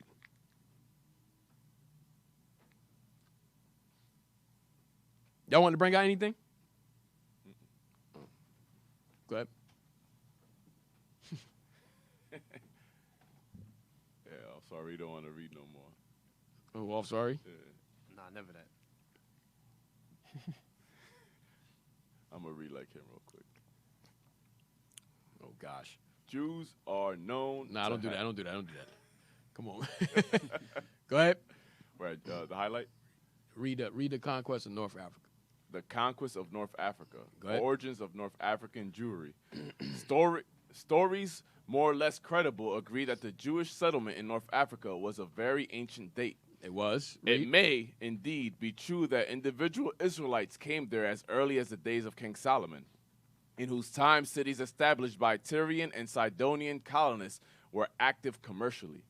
Jews are known to have lived in Cyrenaica, Tripoli, soon after the reign of Ptolemy I in the 3rd century BCE. Their numbers were augmented by... Hey, give me, oh, sorry. You see where it says the Jews are known to have lived in Cyrenaica. Get me where, I think it's Acts 13. That's Libya, right? Yep. Hey, look up Cyrene, Cyrenaica. It's like right by the border of Egypt on the northwest. Yes, I think. Right on the Mediterranean. Let me go ahead or wait. No, hold on. Yes, sir. Because there's another scripture I want also. You can get the map real quick though. It's got it highlighted in one of the top ones y'all have up. Yeah. Yep. That's no too. Yep. 1 second.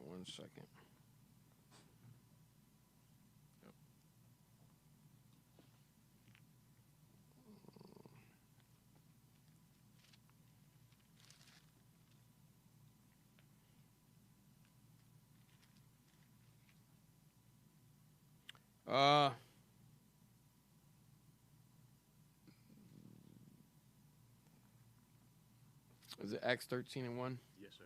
Now, it's another one I'm looking for with a brother. There was a brother that carried Christ's cross. Simon, that's his name. Simon Cyrene. Yeah, he's from Cyrene also. Yep. That's Luke 23:26. 23:26. Which one you want to go to first? Acts? You could get Luke 23:26 first. But let's give me the map, Cyrene. Sorry. All right, so that's Cyrenaica. Give me an ancient map. That's today. Yeah. Not bad. I mean, it's still showing, but give me an ancient one. Try that one.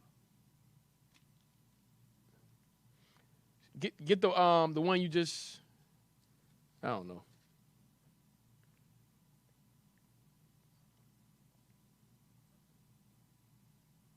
Yeah, try that. Click on that. Blow it up. Okay. Right. All right. So that's Cyrenaica right here.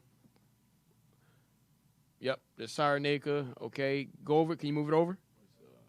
Yeah, they don't have Tripoli on there. They don't. Yeah. Look up Tripoli. Tripoli. Put in Cyrene, Tripoli. Cyrene, Tripoli. It's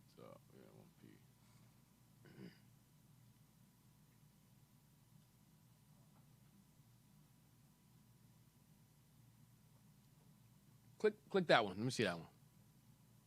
Yep. You can blow that one. That was a good one. All right. So this is Tripoli. This is Cyrene. All right. Cyrenaica, also known as Tripoli. They changed the name.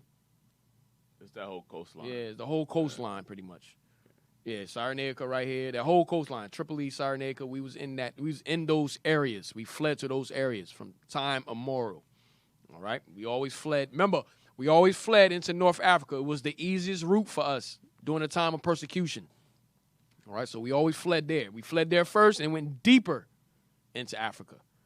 All right, now go back to the page. Go back to the page. Oh, I'm sorry. Give me Luke first. Luke chapter 23 and verse 26. And as they led him away, they laid hold upon one, Simon, a Cyrenian. From where? Cyrenian. So he was from Cyrenaica, a brother from Cyrenaica, Simon of Cyrene. Go ahead. Coming out of the country, and on him they laid the cross that he might bear it after Jesus. Hey, watch this. Look up Simon of Cyrene. Look up Simon of Cyrene complexion. Let me see what comes up. Simon of Cyrene complexion. I'm just that says complexion or something. Complexion, man, complexion. Take out the T. Go ahead. No, man. Simon of Cyrene complex. Complexion. Oh, snap. He deleting more words. He deleting more letters. Oh, they trying to spell it back there. All right, bet. All right. What the hell? Go to books. Go to books. Golly. Go down. I just want to see. Go down. Come on. All right, let me see here. Yep, right there. Click on that one. The works of. Blow that up. This is, what year is this book? 1684. 1684. This book is 1684. It's called The Works of the Reverend and Learned John Lightfoot. All right, let's see what color Simon of Cyrene was. Go ahead. It's gonna be. Come on. Click on the book again. There you go. It should be highlighted. Go down. Blow it up some so we can. All right. I think it's down here. Yep. Simon, who was called nigger. Simeon? Yes. Simon, who was. Simon of Cyrene, the Moorish complexion. I got it. Yeah, read it. Simeon, who was called nigger. If the word nigger were Latin, it might then fairly be conjectured that this was Simon of Cyrene, the Moorish complexion of his country, justly giving him the title of Simeon the Black. Damn. The Moorish, it says, the Moorish complexion of his country, justly giving him the title of Simeon the Black. Now read that again. in Luke. Yeah, Luke chapter 23 and verse 26. And as they led him away, they laid hold upon one Simon, a Cyrenian, coming out of the Simon the Black. Read.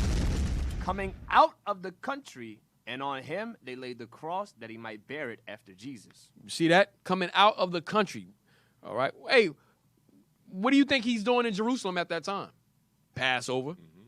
Passover. He's coming to Passover. Okay. Now get me Acts now. Acts chapter 13 and verse 1. Now there were in the church that was at Antioch certain prophets and teachers as Barnabas and Simeon that was called Nigger. But so what we just read, I think they was talking about they probably was talking about Simeon in Acts 13, most likely. All right, but still the same for Simon. They're saying that his country in Cyrene, yeah, still the Moorish same complexion. They're black people over there. So letting you know that Simon that was carrying the cross, same thing. All right. You also had Septimius Severus. He came from Tripoli. Yes. Yep. And he was black as hell. We had a book on that. All right. We had a book that showed you that he was black as hell. They say he was very swarthy. All right. So go back. You finish reading. Okay. He was a nigga though. Yeah, he definitely was. He's black. He hated his own people. He was. He hated his own people, bro. Yeah, he was killing us. Crazy. Go ahead. Anyways, Jews are known. So don't glorify that. That's what he's saying. Like the complexion, that's all. Jews are known to have lived in Cyrenaica, Tripoli, soon after the reign of Ptolemy I in the 3rd century BCE. Their numbers were augmented by fugitives from Antiochus Epiphanes of Syria before he was defeated by the Maccabean armies. One of these refugees was Jason of Cyrene, who wrote a book describing the Maccabean War. So Jason of Cyrene, he wrote the book, The Maccabees. All right, the Maccabees. Go ahead. Josephus, the Jewish historian who lived 2 centuries later, described Cyrenaica as the center of large Jewish population. We was all there. Go ahead. A further increase in the Jewish numbers came as a result of the defeat of the Jews by Rome in 70 CE. You see that? So a further increase of us fleeing into North Africa, fleeing to Cyrenaica, came as a result of 70 AD, the destruction. Understand, wherever we fled to, we were there already. That's how we knew how to get there. Yeah, we understood the route to get there because we were there already. We kept in contact with each other. An example of us keeping in An example of us keeping in contact with each other, you can read that in Maccabees between the Lacedaemonians and Onias. Onias, yeah, the priest, high priest. The high priest. We kept in contact with each other in the faraway countries that we was at. All right, so we had those settlements. Why you think Joseph fled into Egypt? Because we had settlements there. We had a huge population in Alexandria. Right. We had a huge population in Alexandria at that time. Okay, so Alexandria, Ethiopia, Nigeria. Remember, we was there from Babylon, Assyrian captivity. We was already there. So once 70 AD came into effect, we already knew where to go. We already knew where to go. Granada. Yeah. We just fled to those countries. All right. Go ahead, read on. So large was the Jewish population of Cyrenaica in the next generation that in the ill-fated uprising of 115 and 117, the Jews almost overcame their pagan neighbors and the Roman armies. Damn. We get into that later on. Go ahead. Rome's fearful vengeance caused many to flee farther west into the territory then known as Mauritania. Why? Because we was there too. Remember, we read Read on. And now as Tunisia, Algeria, and Morocco. Remember, we read about, give me the page again with Labagola. Give me the page with Labagola. We're going to cross-reference that. Page. Tunisia was also where Carthage was. Yes. So we were there already. We was there already. We still was in those areas. With 70 AD. Give me page Labagola was 70 AD. And that Mauritania was given that name because of the Moors, the blackness of the people that lived there. Yes. Their dark complexion. Matter of fact, yeah, blow that up. Blow that page up. Let me see that. Finally.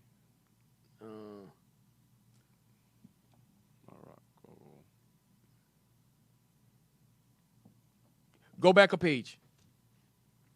All right, yeah, right, yep. Start right there. We're going to read this again. Our rabbis teach us that our people left Judea after the destruction of the temple and came to Africa. It is easy to say, came to Africa, but consider the difficulties of traveling in those ancient days across water and deserts without good means of transportation. We traveled to Morocco. So we just read about that. We went into North Africa, traveled to Tunisia, Algeria, Morocco, which was known, that whole area was known as Mauritania. Go ahead. And lived there many generations. Then because of persecutions, we had to leave instantly. The Arabs came in. The Arabs. Go ahead. Without warning, and we lost all that we had acquired during those years, wealth, property, and stock. We crossed from Morocco directly south over the Sahara Desert, another stupendous undertaking. The story goes that children were born and grew to be men and women and died, and that their children grew up and had children before we finished that great journey across the Sahara, south of Morocco. Read. Finally, we reached the famous town of Timbuktu, the oldest city in Africa. It has been made clear whether we were It has never been made clear whether we were a great number or whether we had dwindled to just a few families when we reached Timbuktu. But the rabbis say that we are now only a feeble remnant of our people. Right. Now, he also mentioned Dahomey. We named Dahomey, it meant good water. All right? So we named it Dahomey. The Hamites just came and took it over. And they still just call it, they just kept the name Dahomey, King of Dahomey. But we named it that. Read that. Because we found good water there, we called it in the native vernacular Dahomey. Good water. Good water. Read, watch this. How this name left our present country and drifted to the coast, I have never found out. But Dahomey is the name of the country on the coast. It did not take long, according to our rabbis, for the natives on the east and west of us to find our snug little place. You can stop there. That's Ham. Ham found us. All right? So he's saying Dahomey was the area that we named it, but somehow it got to the coast. It said that they surrounded us and they arrested the place and the village from us too. Right. That was Ham there. All right. And they changed, we read last night, they changed the whole area. I think we called it Dahomey or something like that. And they gave it the name Benin. So remember, Esau came in and changed those names up. All right. Now go back to the page. That's the movie, Woman King. Uh-huh. They took our sisters to put them in their military to protect them. The Amazons. Yeah. They call Amazons. Yep. Hey, they use that in what's the name of that damn Wonder Woman. Mm-hmm. Yeah. Same. That comes back to the back to the Greeks. Go back to the Greeks. Mm-hmm. Same thing. Go ahead. You can read Rome's, a further increase. You go back to further increase. Where is that at? The top. Oh, okay. A further increase in Jewish numbers came as a result of the defeat of Jews by Rome in 70 CE. So large was the Jewish population of Cyrenaica in the next generation that in the ill-fated uprising of 115 to 117, the Jews almost overcame their pagan neighbors and the Roman armies. Rome's fearful vengeance caused many to flee farther west into the territory then known as Mauritania, and now as Tunisia, Algeria, and Morocco. Read. Other Jews from the former population of Cyrenaica fled completely beyond the reach of Rome into the desert to the south. Such is the explanation how the Sahara Desert first acquired Jewish tribes toughened by a fighting tradition and possessed of physical characteristics which, it is said, still make them in approximately very closely the original Jewish population of Palestine. Black. That's all he's saying. Black. All right, black. All right, still the same people. From Cyrenaica, from Palestine to North Africa, all the way down to Nigeria, Timbuktu, Sierra Leone, the whole Guinea, Ghana, still, that's us. We fled there. And also into Spain. It says they're the ones that look closely, more physically close to the original inhabitants of Palestine. Not the ones that are there today, right, fighting over stolen land. So, yeah, he letting you know, like, look, that's not them in the land right now. That's what he's saying. Those of us that fled that's in the sub-Saharan area, they still the Jews. That was taking their slaves and brought to the Americas? Right. Still the Jews. All right. Hey, so we're going to end it there. Okay. We're going to end it right there. Next show, we're going to get into Titus, short reign, and then Domitian and what happened. And we're going to get into the apostles, the succession of the disciples that came after the initial apostles. All right, we're going to get into like John, what happened with John the Revelator, Polycarp, Ignatius, the martyrdom, how they suffered their martyrdom and so forth, and what was going on still under the 12 feathers. All right, and how we were still being persecuted. All right. Sorry. Yes, sir. All praises for another wonderful radio class. Let's clap our hands for that. All praises. Nice radio class. All praises. So, with that, we have our Hidden History radio show. We want you guys to subscribe to the IUIC Philadelphia YouTube channel, as well as the IUIC Philadelphia in the Classroom YouTube channel. And if you guys are liking the books that are being brought out by leadership, continue to support the radio show. And you can send your donations to iuic.philadelphia@israelunite.org. Also, continue to support the Booster Club. And you can send your funds to iuic.fundraising@israelunite.org. Last but not least, make sure you all subscribe to IUIC TV to get exclusive content from the leadership of IUIC. Like you see with Shout Out Tuesdays, all that is being pushed on IUIC TV. So make sure you guys subscribe to not miss out. Last but not least, we are seeking your assistance to enhance our national broadcast. So as you guys see, we're trying to elevate everything. So we want feedback from everybody. So make sure you scan the barcode, complete the brief, a form. So yeah, I'm about to fill that out now. And brother's having a hard time spelling complexion. Yeah, so fill that out.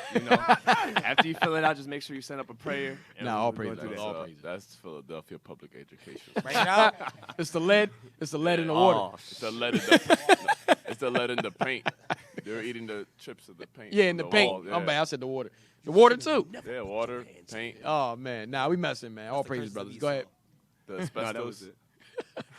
Hey, so all praise. Hey, shout out to IT, man. Y'all did a great job. Shout out to IT. Nice radio class, guys. Bro, it's a hybrid, man. Nice radio class. It's a hybrid. Hey, shout out to IT. Hey, shout out to the sisters. Always a wonderful breakfast that the sisters make, so shout out to them. Always want to give honor to the sisters also, all right? Prophecy right there. Hey, and with that, we're going to say shalom. Next show, all right? With that, hey, tune in. You forgot, man. Tune into Deacon Malafia with Raven and Wolf. Hey, do we have the wolf yet? All praises. All praises. Make sure y'all tune into Deacon Malafia. All right. And also the rest of the radio shows that's going to continue throughout the day. Make sure y'all tune into those, all right? You got what? Wisdom crieth without. And Lion's Den, right? And Lion's Den also. You got Lion's Den and Wisdom crieth without, all right? So make sure y'all tune into them shows, man. Very great radio shows, all right? With that, we're going to say shalom. Shalom.